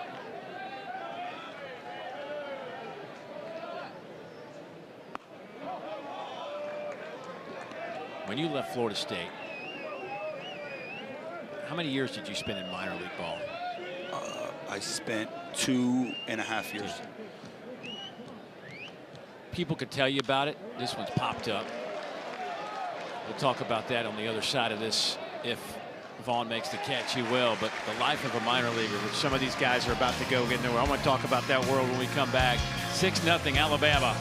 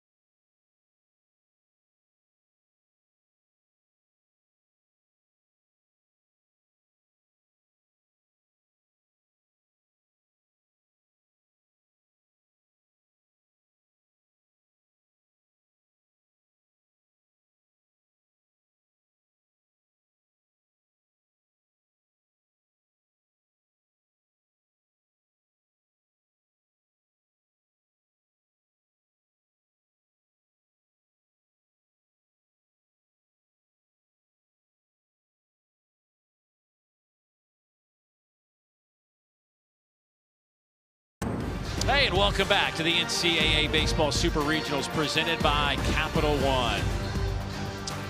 Well, to get you caught up to date on what's happened, 3 teams on that left side of the bracket already headed to Omaha. North Carolina and Southern Cal in a deciding Game 3 tomorrow, 3 o'clock Eastern Time on ESPN.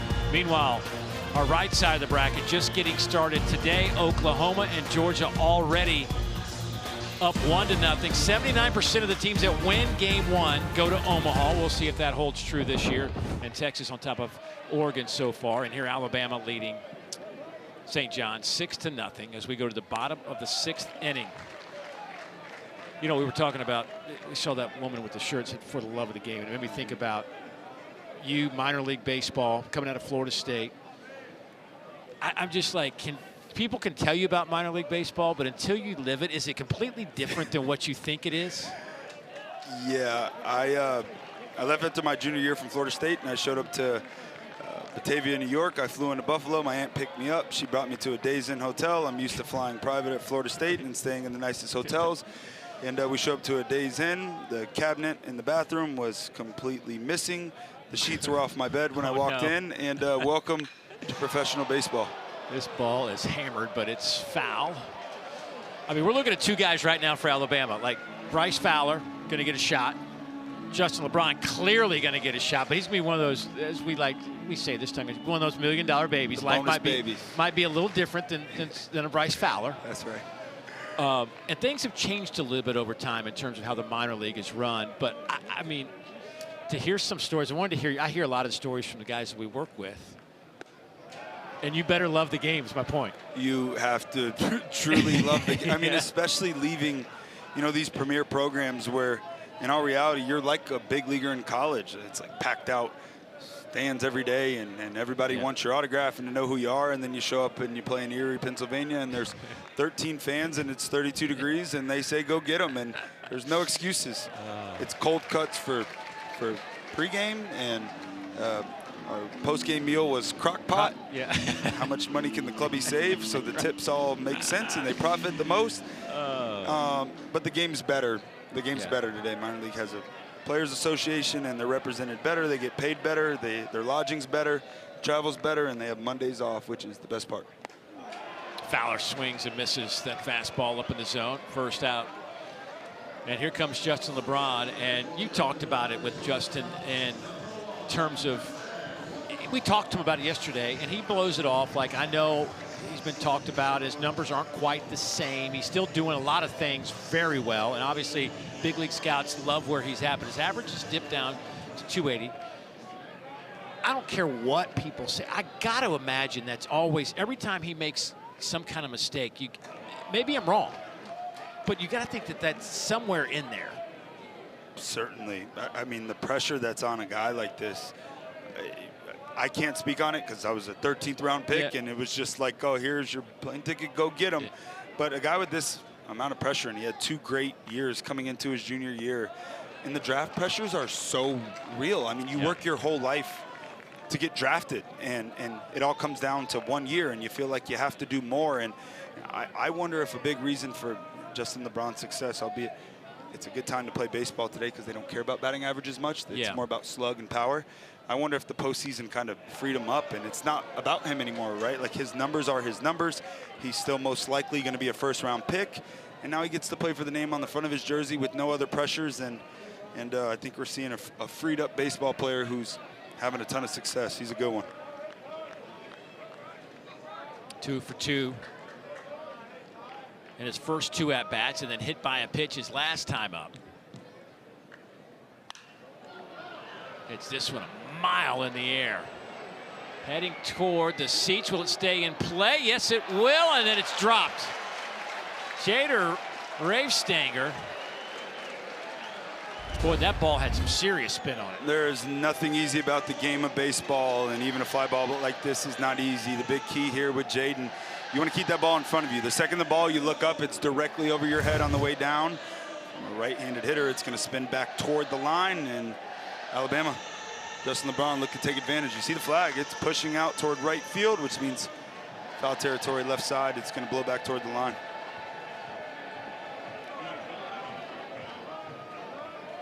That'll be an error against Ravestanger.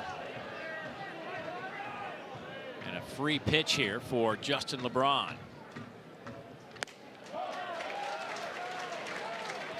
Young man out of Miramar, Florida.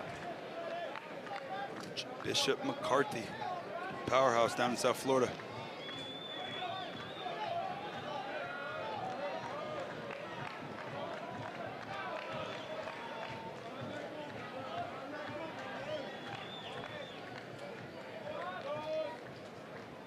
The 2-2 fouled straight back.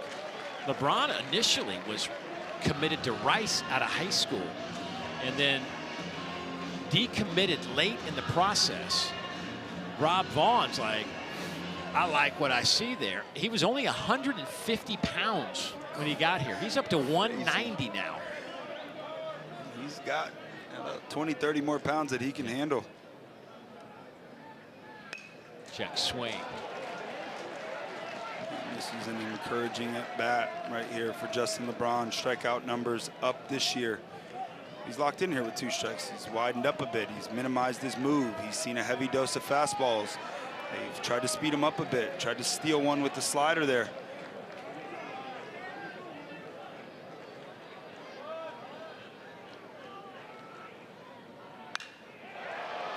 This one's to right center. Fitzsimmons or Legrande. It'll be Fitzsimmons in right, and that'll be out number 2.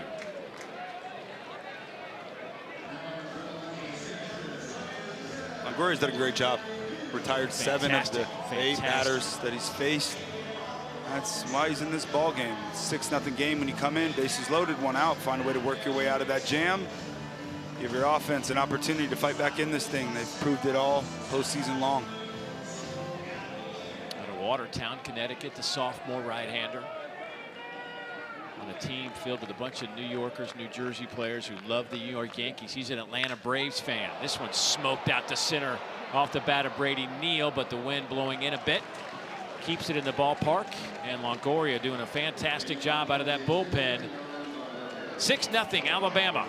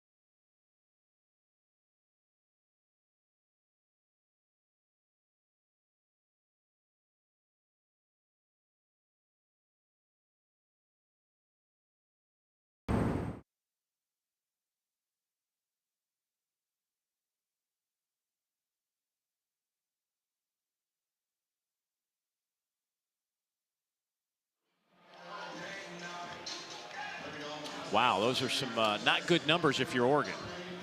Not fun. 0 for 12 runners in scoring Yeah. position. Ouch. Yeah, Texas is a team all year that's been sitting there in the top 5, just been doing their thing under Jim Schlossnagle. If they get to Omaha, keep your eye on the Longhorns. Okay. I got to show some love to my guy Troy Tulowitzki. Yep. I got to show him some love. He's done Yep. a great job with that crew, offensively, defensively. Longhorns. It's a good team. They've had a good team rolling now for a bit. Yeah, they're in a good place. SEC, no problem. Yeah. Well, I wouldn't say no problem. Hey, that's my shot. That's my shot. Yeah. Dave. Yeah, I hear you. I hear you. 2 Seminoles in the booth here tonight. At least I didn't have to watch St. John's just blast our guys. I don't even next next turn the move page, on, man. move on. You know, we're forward thinkers around here. Yeah. Here is Adam Agresti, who was the reason that that haul went down, especially in the regional final with his grand slam. But, you know, we joke about that as Seminoles. But, man, as a sports fan, what a weekend to watch a team like St. John's go in there and do that. Awesome. Yeah. It really was awesome. And they believe that they can do it. John LeGrande said, I watched a little clip of him up at St. John's before they came down. He said, we're a confident team, and we think that we can go down there and steal that thing, and they did. That one misses to Agresti, another walk for him. By the way, you go to Tallahassee in a regional and you beat Florida State in their park not once but twice. It's not a fluke. No. You might get one of them as a fluke, but you're the real deal when that happens. Correct. It was extremely impressive. In comeback fashion, all 3. Yeah. And those fans were relentless, like they always were, and it almost felt like the fans fired this club up. Here's Will Cowan now 0 for 2. Tyler Fay's pitch count up to 91 as we sit here in the 7th inning. Just 1 hit allowed. That was by Agresti in the 2nd inning, a double, and he was left stranded at third base. Just 5 base runners and 3 at-bats was Agresti's. Reached base safely in all 3. That one's fouled out of play again, 0-2. You know, at this time of the year, warmer weather, you got a guy that's pitched a lot for you, throwing 95 innings coming into this game. You wonder, you got to feel like he would be a guy that you could go 115, 120 pitches if he continues to roll. I mean, I don't think like you're worried about that as much now. Certainly, late in the season, you go ahead and let him give you as much length as possible. You're trying to save up that bullpen, and I also think that if Alabama had the ability to stretch their lead a bit, then that also would allow them to bump him out of the game and just keep him on schedule for Omaha. A little one-hitter right now for Tyler Fay. Will Cowan fouling off another pitch. You saw a lot of this last week, didn't you? It was unbelievable. It really looked like they had the pitches. The at-bats were so impressive all weekend long.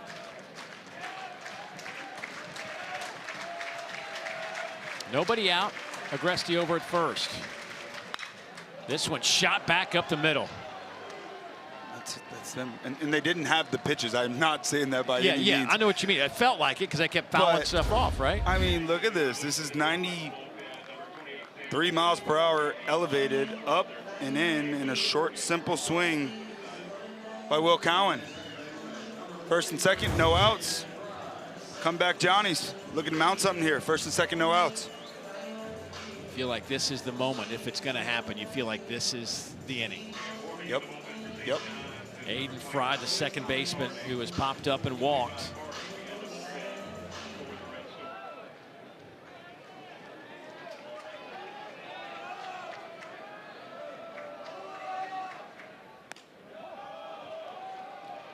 Fry, the junior transfer out of Camp Hill, Pennsylvania, a couple of years at Delaware. His first season now with the Johnnies. He had a couple of base hits in that Tallahassee regional. Keep your eye on the velo here. That fastball, 89 miles per hour. And that catches him on the thigh, and here you go. Yep. Nobody out, and the bases are loaded now for St. John's. A walk, 2-strike single and a breaking ball that just gets away from Tyler Fay. And they don't move. They hold their ground. 3 hit by pitches in the regional as well. Last weekend, the first mound visit here for Alabama. Well, the Johnnies scored 22 of their 32 runs in last weekend's regional from the 5th inning on. Here's Jason Jackson, the pitching coach for Alabama, out to the mound.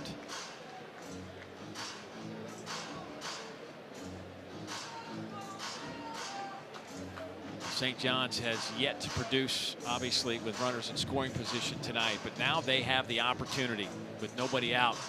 You're at the back end of this lineup with Bernardini Best and Seward and opportunity Fitzsimmons.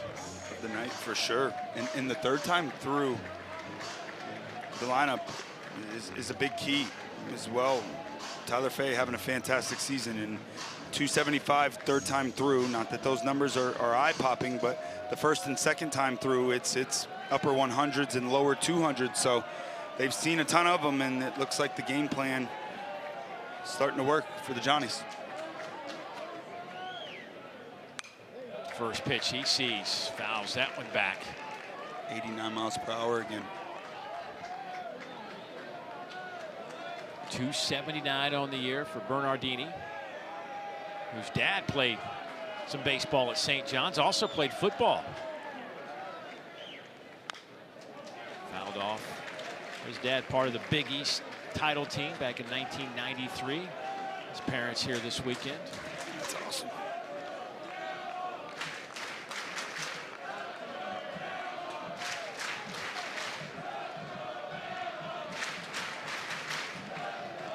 Boy, now you got to shake that off. You're down 0-2. Your legs throbbing.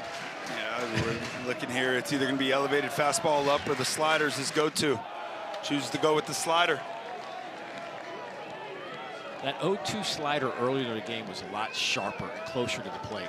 Yeah, he's tired, certainly. Pitch 102 on the way.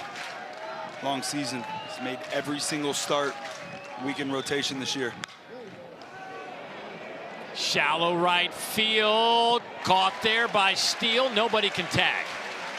Well, I thought that was looking like trouble with Holt and Steele going 100 miles an hour right at each other. Yeah, and the Delta Triangle short right center field, and that was a great example of pop-up priority. You got everybody coming at that baseball. Outfielders always have priority over the infielders. I got it, nice job. And Aggresti over at third base, no chance you tag on that, down 6 runs with no outs. Now you got 1 out, runners in scoring position. You saw the graphic before, now it's 0 for 6. Got to find a way to strike through here. Rob Mansour. He looks at a first pitch strike. He has grounded out twice, both to the right side of the infield. That's exactly what Fay's looking for here. Pitcher's best friend, ground ball, 1 pitch away from getting out of it. 0-2. And just a nice combo there. Fastball away, down, dotted.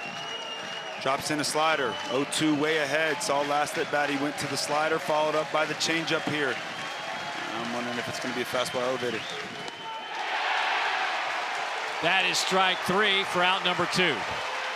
No fastball elevated. There for Tyler Fay, 8th strikeout of the night. Let's not waste any time. I'm already 100+ pitches. Let's just go for the strikeout right away. Starts on the outer black, dives down below the zone off the plate, and the check swing can't hold it. Tyler Fay, bases loaded, no outs. Johnny's looking like they're about to mount their comeback. Fay locked in the biggest moment of the game. Tough out here, though, in Fitzsimmons.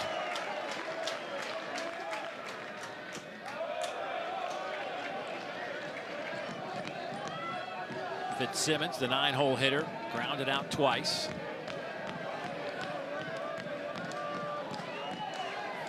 Lefties today against Fay. 0 for 8. Little blooper, shallow center field. LeBron says he has it, and he does. And Tyler Fay gets out of that mess. Bases loaded, nobody out in the crowd letting them know. We're all happy in the Fay family for the moment. Back in a moment.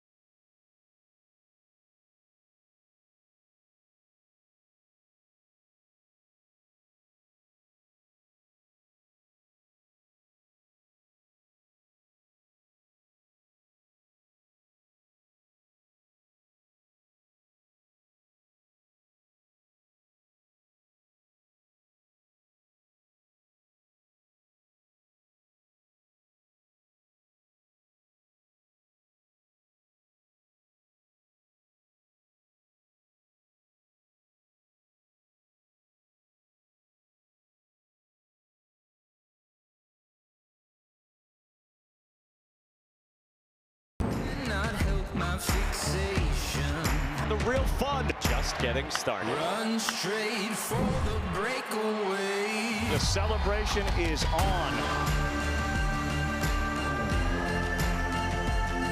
We know that West Virginia, Troy, and Ole Miss will be there next week. We are still waiting to find out who the other 5 teams will be. Best time of the year. It is. You know, when the NCAA changed its format in 1999 to go, instead of 6-team regionals, they went to 4-team regionals and then the super regional part of it. It expanded to 64 teams. It changed college baseball forever. Mm-hmm. You spin around these venues, even in regionals now, and it is just electric atmospheres wherever you go. And it is just, it's been fun to watch the game grow. By the way, if you count tonight's attendance here, the 3 supers in the state of Alabama today, Troy, Auburn, and here, over 25,000 at the 3 supers combined in the state of Alabama today. Wow. And they could have put 125 in there if they could have fit them. You better believe it.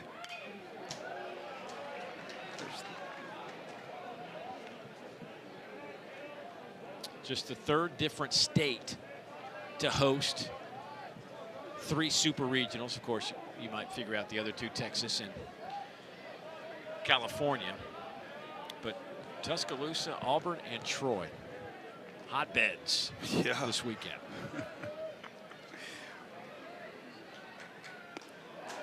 Jason Torres with a big swing. There's no pro teams here in Alabama, No. so these Alabama universities, it's completely sold out to these wonderful collegiate programs.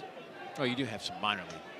Oh yeah, Protein, but nothing big league type stuff. Right. This is what it's about. Torres swings and misses. He's just dealing. Tyler Longoria, that's his 3rd strikeout of the night. He's just rearing back and firing. He just 3 breaking balls, just a heavy dose of fastballs, complimenting Liam O'Leary, who was heavy breaking ball early. Yeah. He has been really effective, and what he's doing here is he's also saving some bullets in that bullpen for the rest of the weekend. Great point. Texas up 10-2 now on Oregon as John Lim swings and misses again.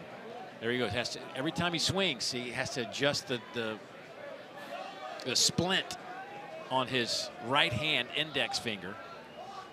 I had to cut that glove out, put that splint on there. And he's just not going to be able to catch forever long Alabama plays baseball. But he will be able to hit. Man, that's huge. Just fighting through it. Look at that. I can't imagine if you catch one like off the fist or at the end of the bat. I can't imagine that's going to feel good. Especially on your lead hand.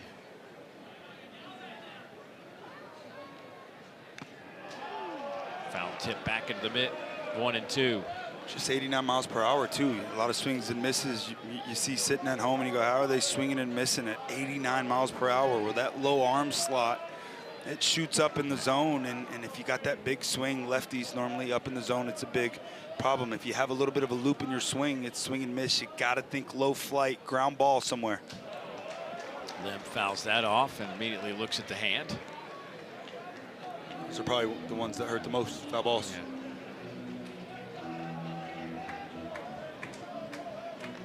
Lim, the young man, he had a big home run here. Second half of the SEC season, hit a walk-off homer against Vanderbilt straight away, right into the batter's eye.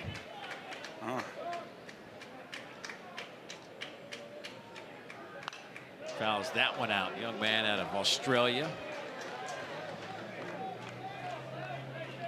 Spent a year at Southern Illinois. Before that, spent 2 years at South Suburban Community College.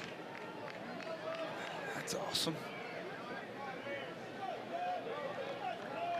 Here he is, 2 wins away from Omaha, Nebraska, baby. I wonder if he thought this time a year ago that he'd be having an opportunity to go to Omaha. How about this? Slaps it out to left. But that is caught there for out number 2 by Bernardini. 6 straight batters retired by Longoria.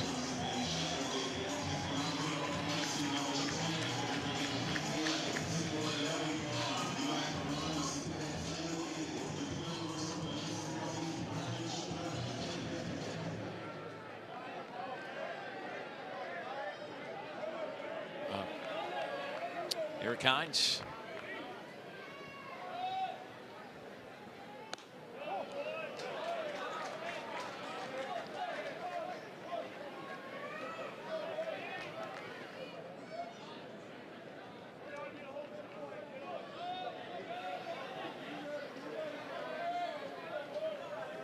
One and 0 on Hines.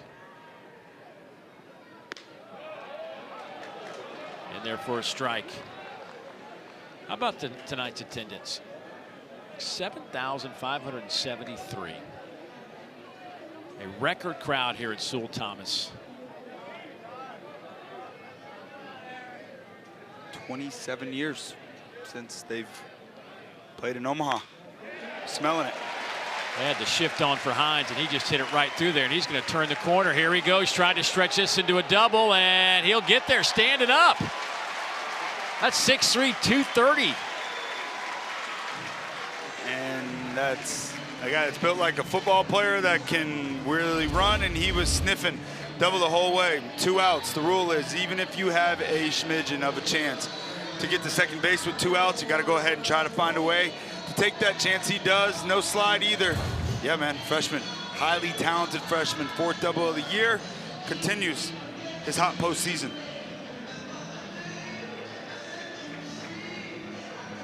Be fun to watch him kind of develop, see what it's like next year for that young man. Oof.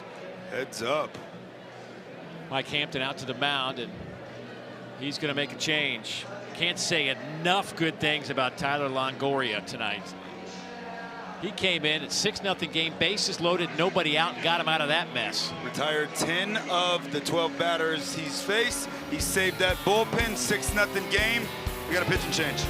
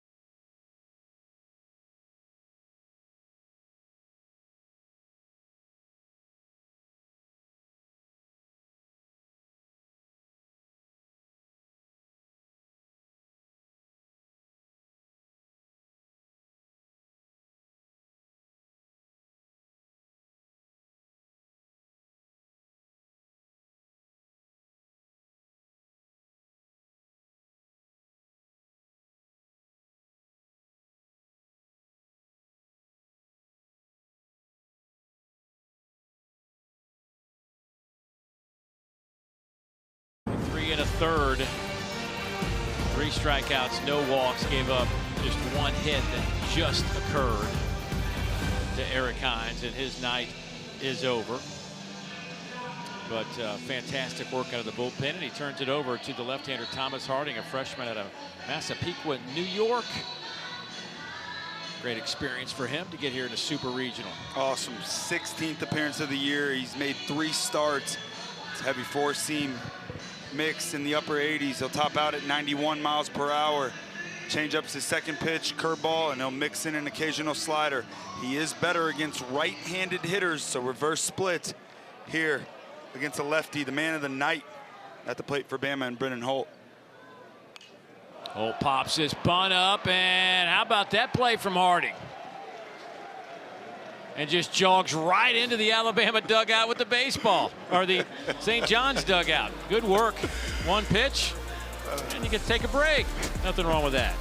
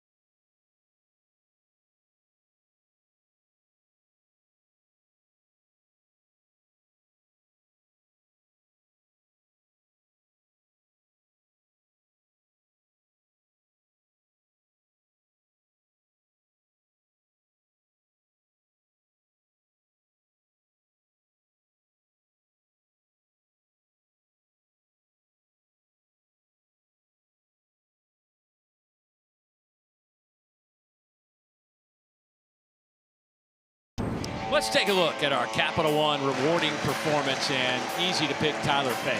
He has been absolutely electric tonight. 16 first pitch strikes. He's gone 0-2 on hitters 9 times. It's elite stuff.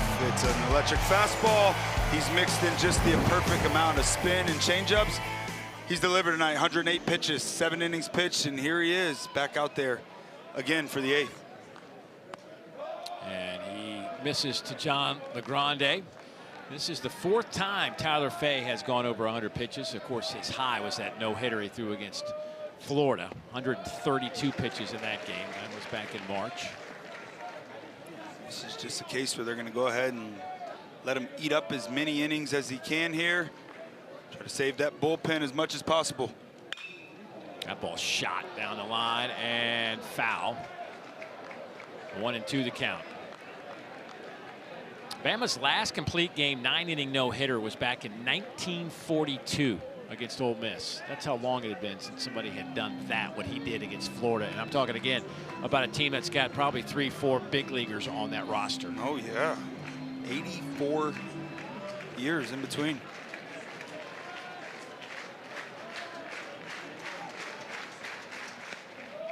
That was the first time the Gators had been no-hit since 1963. Wow.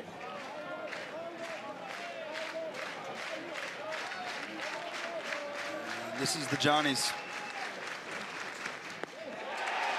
chance. That is strikeout number 9. And Tyler Fay just said, here you have it. I'm going to go ahead and just fire my fastball at 94. Velocity's back, just below the barrel. And coming into this game here, without question, they circled John LeGrande. We have to keep him off the bases.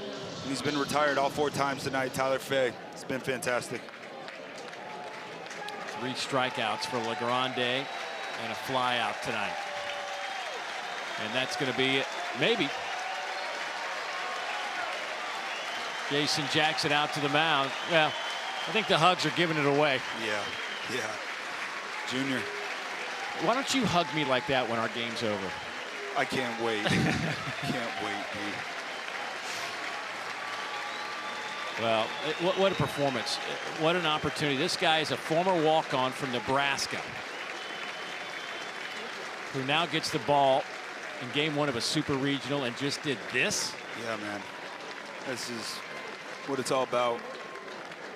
And this crowd is about to go nuts for what very well could be his last start here at home in front of his home fans. Is Alabama going to send somebody out of the bullpen, or is they going to let Tyler Fay just stand there and listen to the crowd? Nice move if that's the case. I like it. I like it. A little Tyler Fay chant.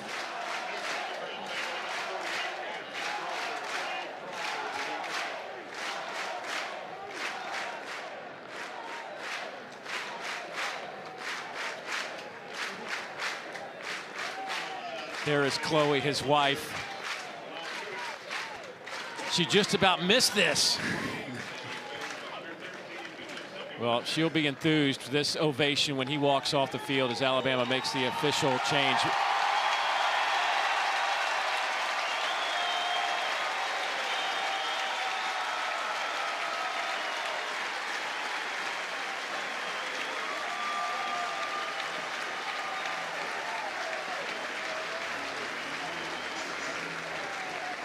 What a moment, making his last appearance here at Sewell Thomas Stadium. What a journey, what a ride, and she got to enjoy it with him. We'll step aside, back in a moment.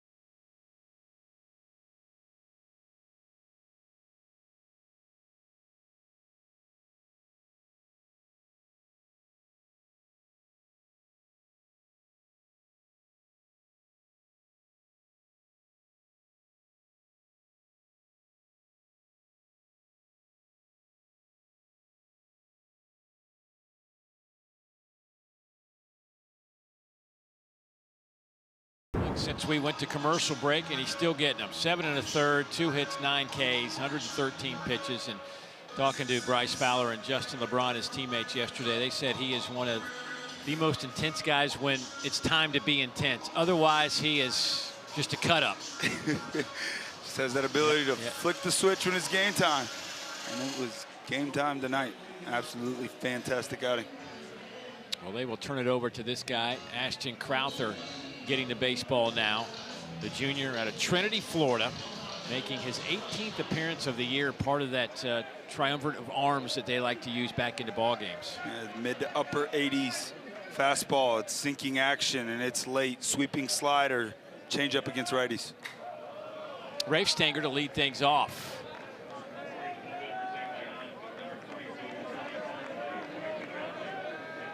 Rafe Stanger has had a tough. He was probably really glad that they took Tyler Fay out. Certainly. 3 straight strikeouts against Fay tonight.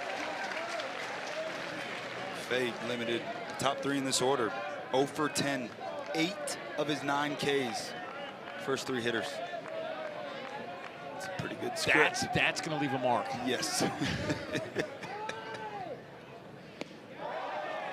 Did he go? No swing. Says Greg Harmon down that third base line.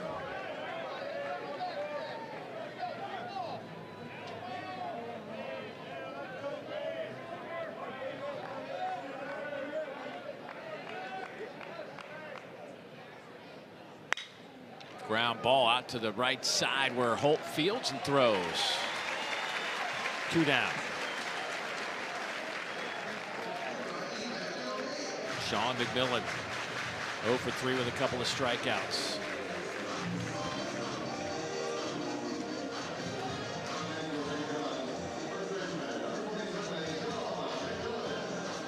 St. John's offense, just 4 outs. Left with the bats in their hands.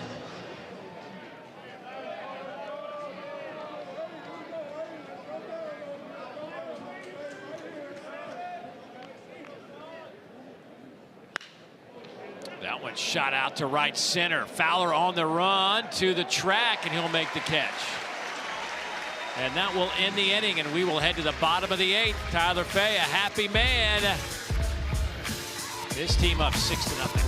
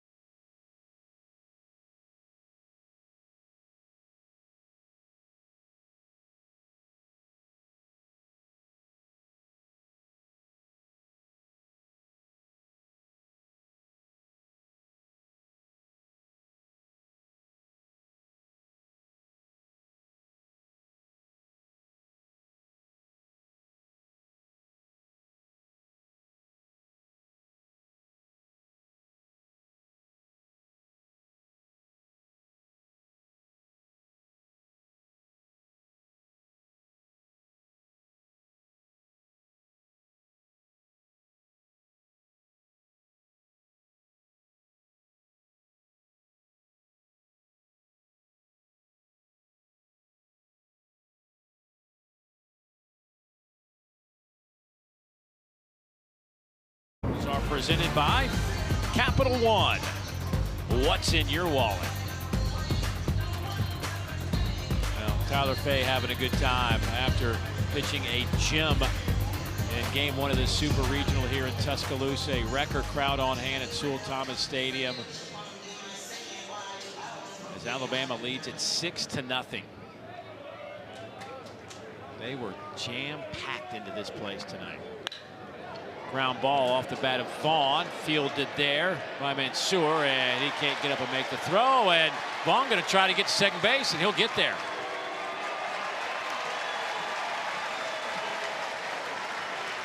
Good start to the bottom of the 8th for Alabama. Alabama looking to add on to their lead here late in the ball game. Little knockout blow and a great play moving up the middle by Rob Mansour. He gets up to his feet and just yanks it. You do not have time in that situation to make sure you have a good grip.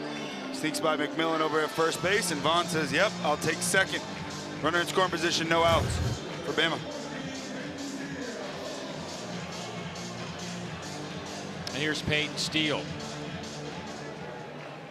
Strikeout, a walk, and a ground out for Peyton tonight.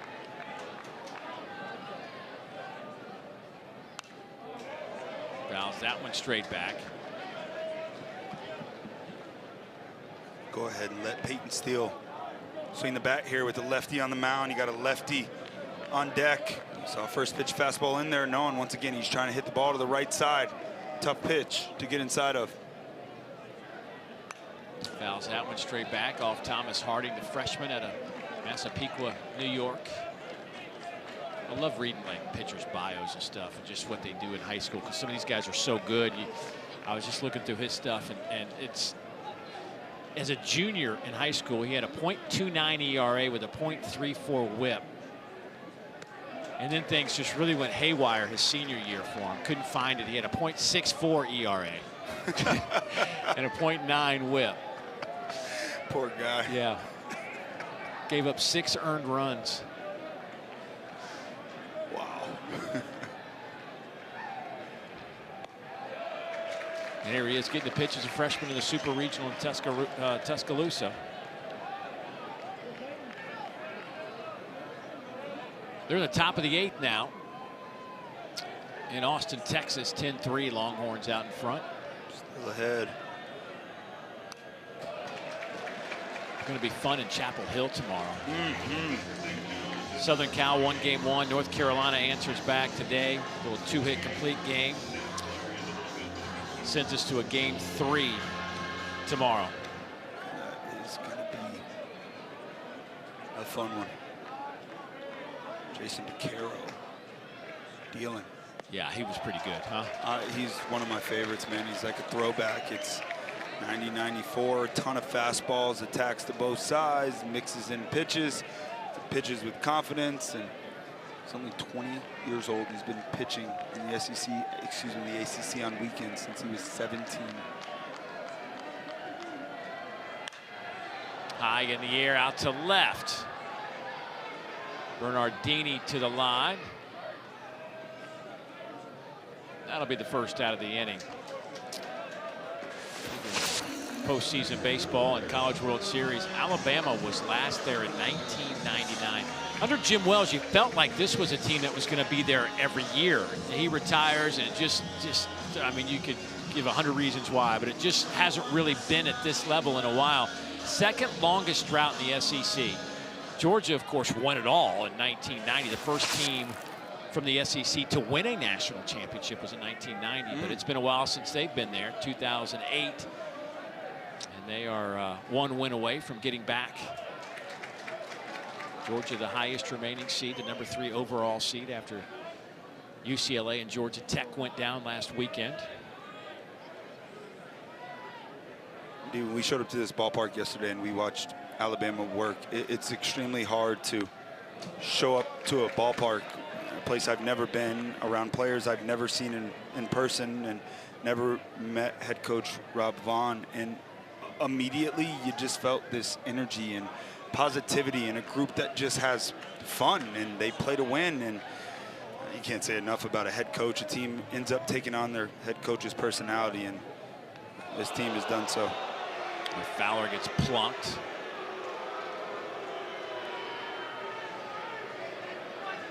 real happy about that one. Left on the fastball. Where'd they get him? Tricep. His arm is probably numb. Probably can't feel his hand. Yeah.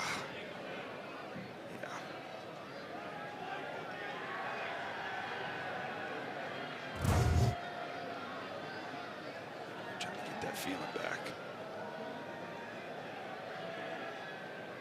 People still, when you used to get hit in the arm right there, people call it a frog. They still do that? Did I just make that up? No, you're right. Okay, you're right. Yeah, exactly. Yeah. He's smiling about it. The young man right there, he's from Madison, Mississippi, said he grew up an Ole Miss baseball fan, but when the opportunity came and he got a call from Rob Vaughn and says, hey, you want to come be a Crimson Tide baseball player? He said he couldn't get here quick enough. On my way. Yeah, literally, I'm on my way. That's right.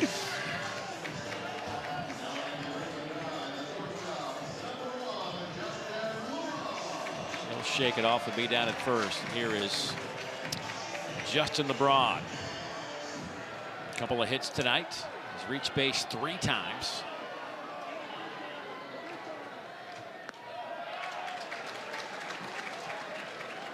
Extended his on-base streak to 14 games.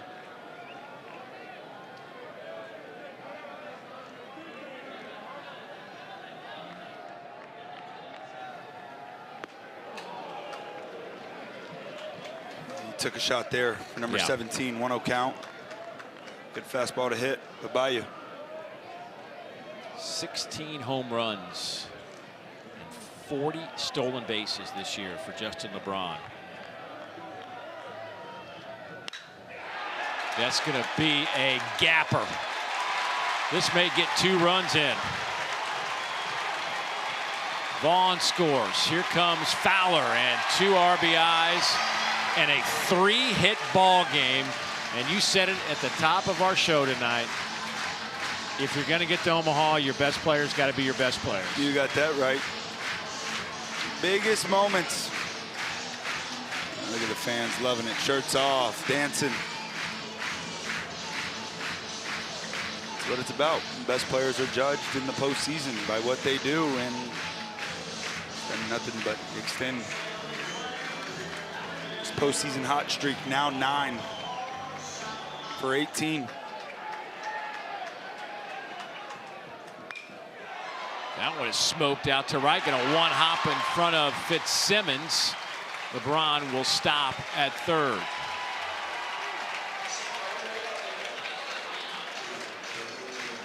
And they just keep it moving.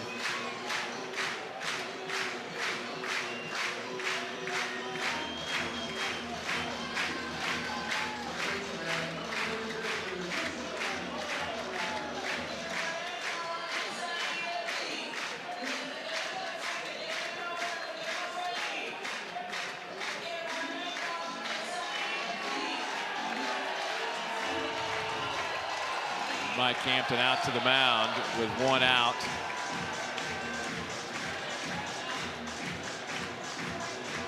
He's going to get another arm out of that bullpen.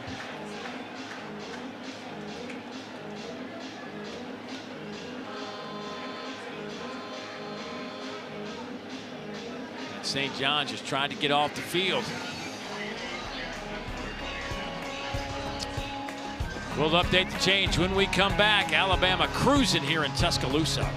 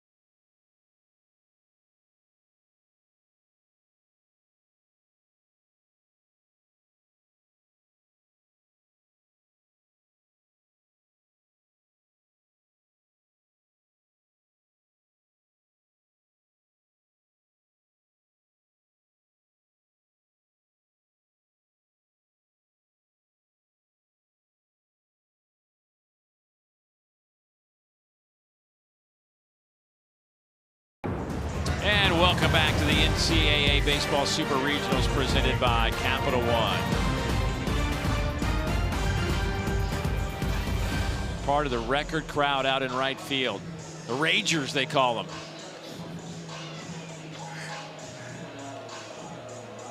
They are raging tonight. Yes, they are. Tarps off. That is, that's got to be a good time out there. Well, Jack Nessler, the freshman, another one freshman arm. Out of West Cornwall, Connecticut, walking into this one with 2 on and just 1 out. Trying to get the Johnnies back in the dugout.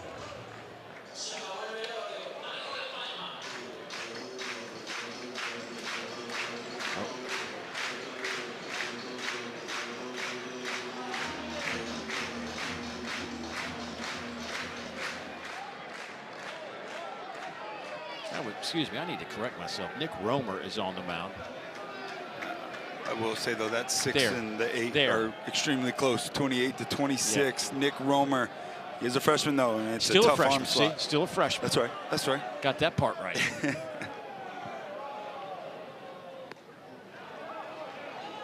This at bat is absolutely no fun for a right-handed hitter. Drop down guys. It's coming from shortstop. You almost have to look back behind you as a right-handed hitter. You see the first pitch fastball, big key, sweeping slider to go with it.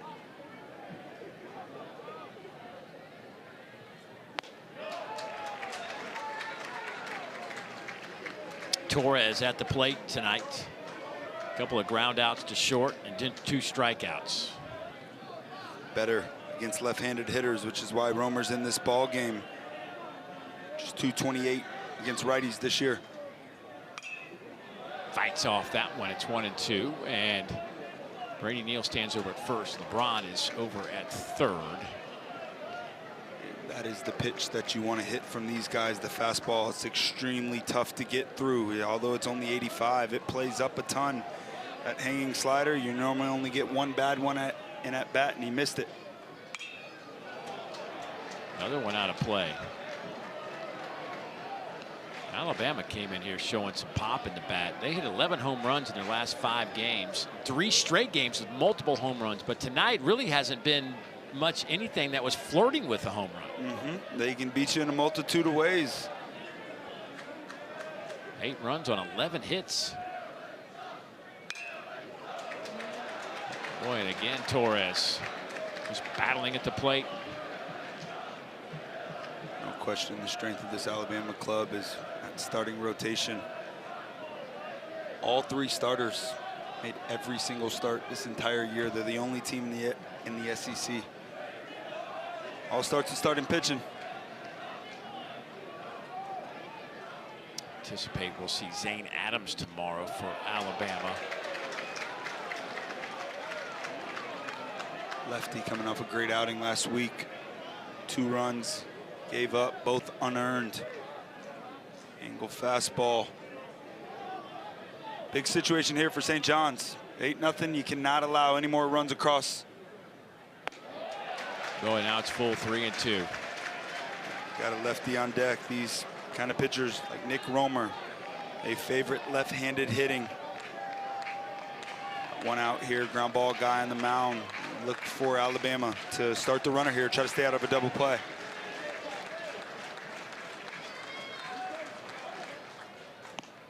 Got him swinging out number 2. It has been a tough night for Torres at the plate, 0 for 5.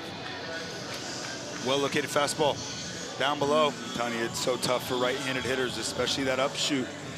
Guys like Darren O'Day with the Orioles, successful career from down there.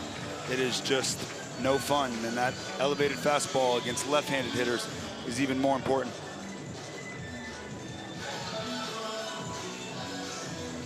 Here is John Lim to the plate, young man out of Australia. Fans have loved him, but you know, you get to be a fan favorite when you're out here playing with a broken finger. Oh, that's awesome. The Aussie flag's just flying.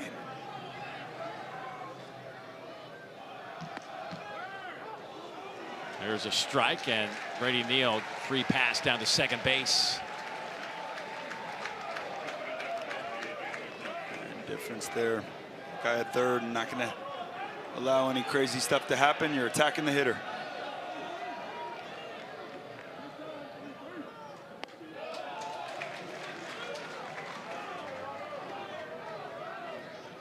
Open base. You got a lefty at the plate. I know it's a 1-1 count. You do have the freshman righty on deck and Eric Hines. You're pitching this like it's 0-2 from here on out. Can you imagine if he hits a home run to right field? Oh into, my. Into the Rangers out there? That's not going to happen because he just popped it up. Agresti makes the catch, and that'll get Alabama off the field. St. John's one last opportunity. We're heading to the ninth. It's been all Alabama tonight.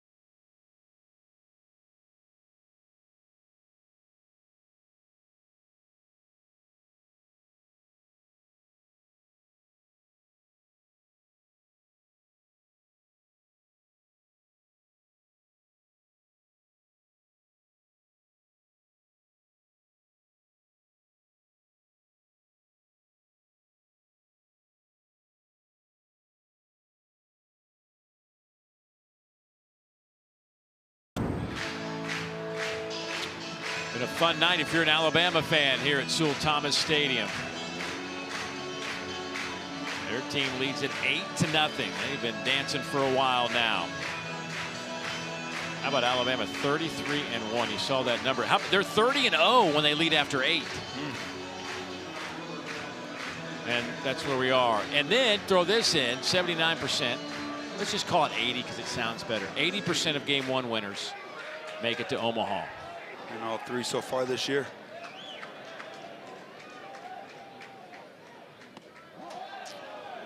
Of course, North Carolina trying to disrupt that trend Yes, tomorrow. There is Chase Kroberger out in right field. He takes over for Peyton Steele. Gets to talk to a few of his fans out there in right. That ball's hitting to left center. Hines makes a running catch. 1 down. Yeah, nice play. You know what's funny? I just thinking about standing out there in right field and Kroberger coming in.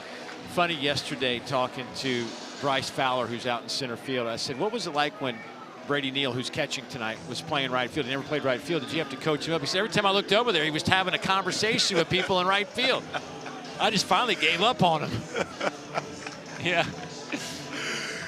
Yeah. Oh, man. Stay with us, Brady. Yeah. He's locked in tonight back behind home plate. Will Cowan now with 1 out.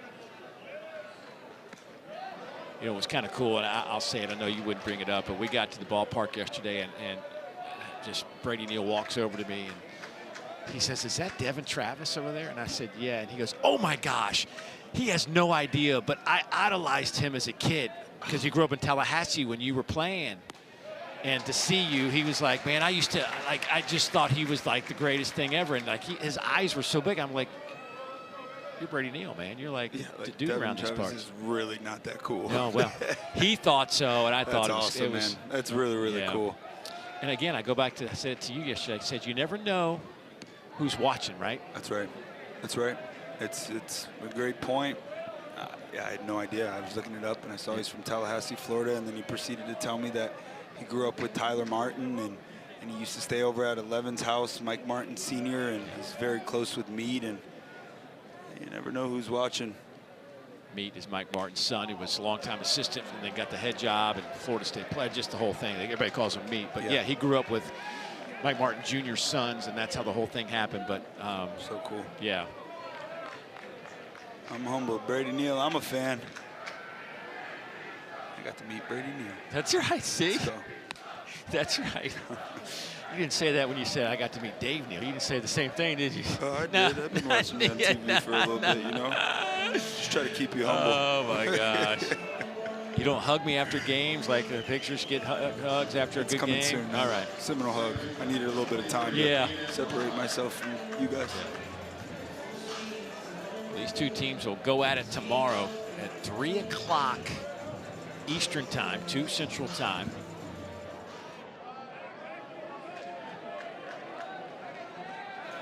We'll be on this same network, ESPN2, tomorrow.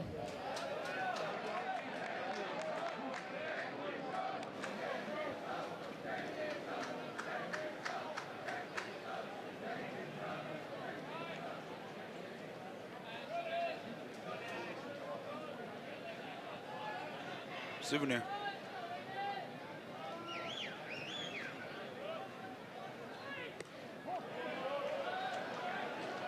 Austin Fry with 1 down. Fry's been hit by a pitch, walked, popped up today. Again, just 2 hits for the Johnnies. For St. John's, down 8 runs, 2 outs to go.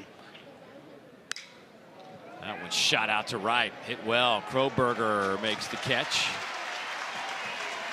Well, the wind's just blowing in and nothing's traveling tonight. Straight in. That was a well-hit ball. You see the flag. For the Johnnies, they're just looking to find a way to create some kind of momentum and good vibes leading into tomorrow. Down 8 runs, 1 out to go. Any kind of offense you can generate here can spill in over to tomorrow. Christian Bernardini to the plate, 0 for 3.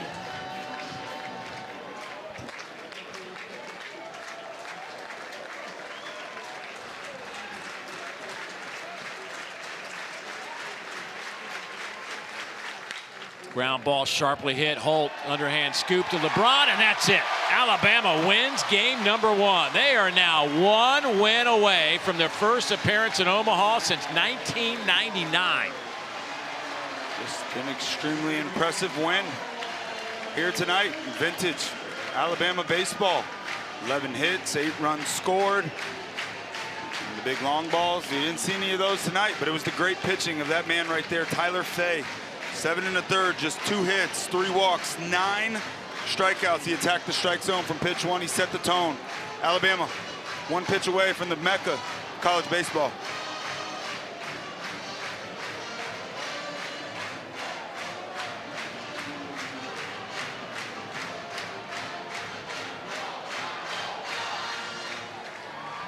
Got to go see the folks out in right field. Tyler Fay with a fantastic game. Is now second, by the way, on Alabama's season strikeout list with 121 this year. He's 7 behind Wade LeBlanc from 2006, who had 128. There is Tyler Fay. It's unbelievable tonight. Sold out crowd, record crowd, right? You got to give the fans some love.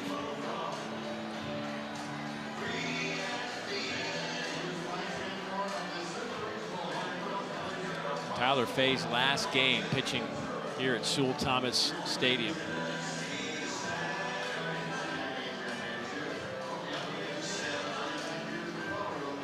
You knew it was going to be a good night for him. First inning, strikes out the side. Just dotting up too. Had an 11-pitch inning, a 7-pitch inning. Some of his best stuff we've seen all year.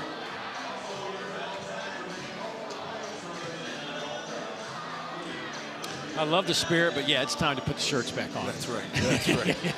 None of that in public. Save it. Save it for tomorrow. Right. There's Greg Byrne, the athletic director for Alabama out there. And Alabama now up 1-0 in this 3-game series. Oklahoma beats Kansas today. Texas looks like they're about to close out Oregon, and Georgia, of course, earlier today. Feels like that might have been yesterday. It's been so long ago.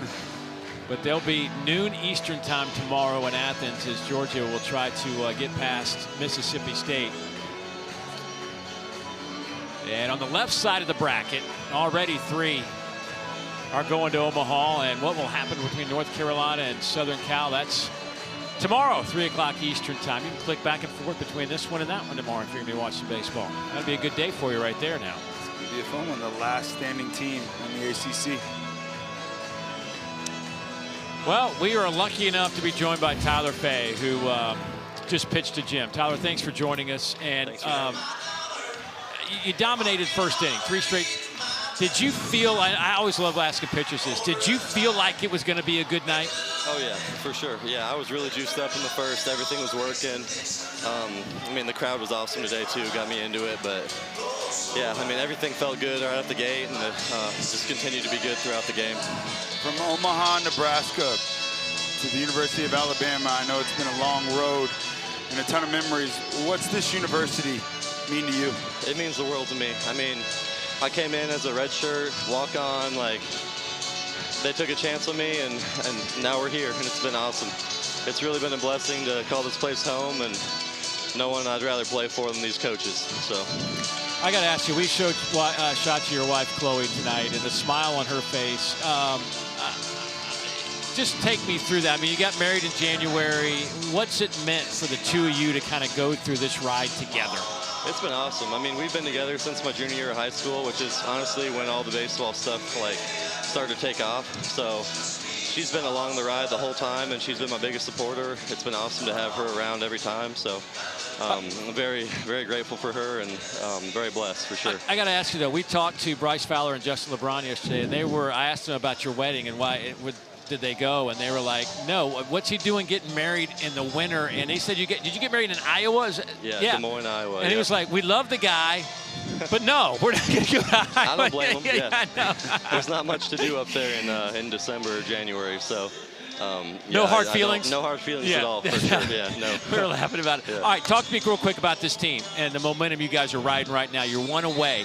Can you kind of feel something special brewing with this group? Oh, for sure. Yeah, definitely. I mean, we've been playing well all season. It's been kind of up and down, but obviously, 18 wins in the SEC. So kind of like, at least in my time here, it's been better than we've ever been. And momentum's huge in baseball, and we definitely have a whole bunch of it right now. So, yeah, I'm excited for tomorrow and Monday if needed, but I think we're gonna be in Omaha in a couple of days here for sure.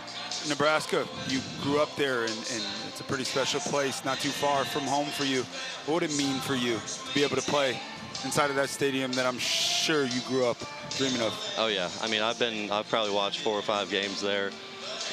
It's everyone's dream to go to Omaha, but I feel like it's a little bit different even for me because I grew up going to all those games, and just super special to get the opportunity to go there. And so, yeah, we're really excited for sure. All right, buddy, we'll let you go. Fun watching you pitch, man. Thank you so much. Tyler, thank you, man. Congratulations. Thank you. Tyler Fay and Chloe go enjoy tonight after his fantastic performance. It's fun when guys are on their game like that. No matter what sport it is, when guys are dealing, it's fun. Awesome to see. So happy for Alabama. Tyler Fay, Nebraska native, 1 win away. So for Devin Travis, our entire ESPN crew, I'm Dave Neal saying so long from Tuscaloosa. We will see you tomorrow, 3 o'clock Eastern time on this very network as Alabama and St. John's with Game 2. Time now to get you to 30 for 30. Once Upon a Time in Queens, Part 1.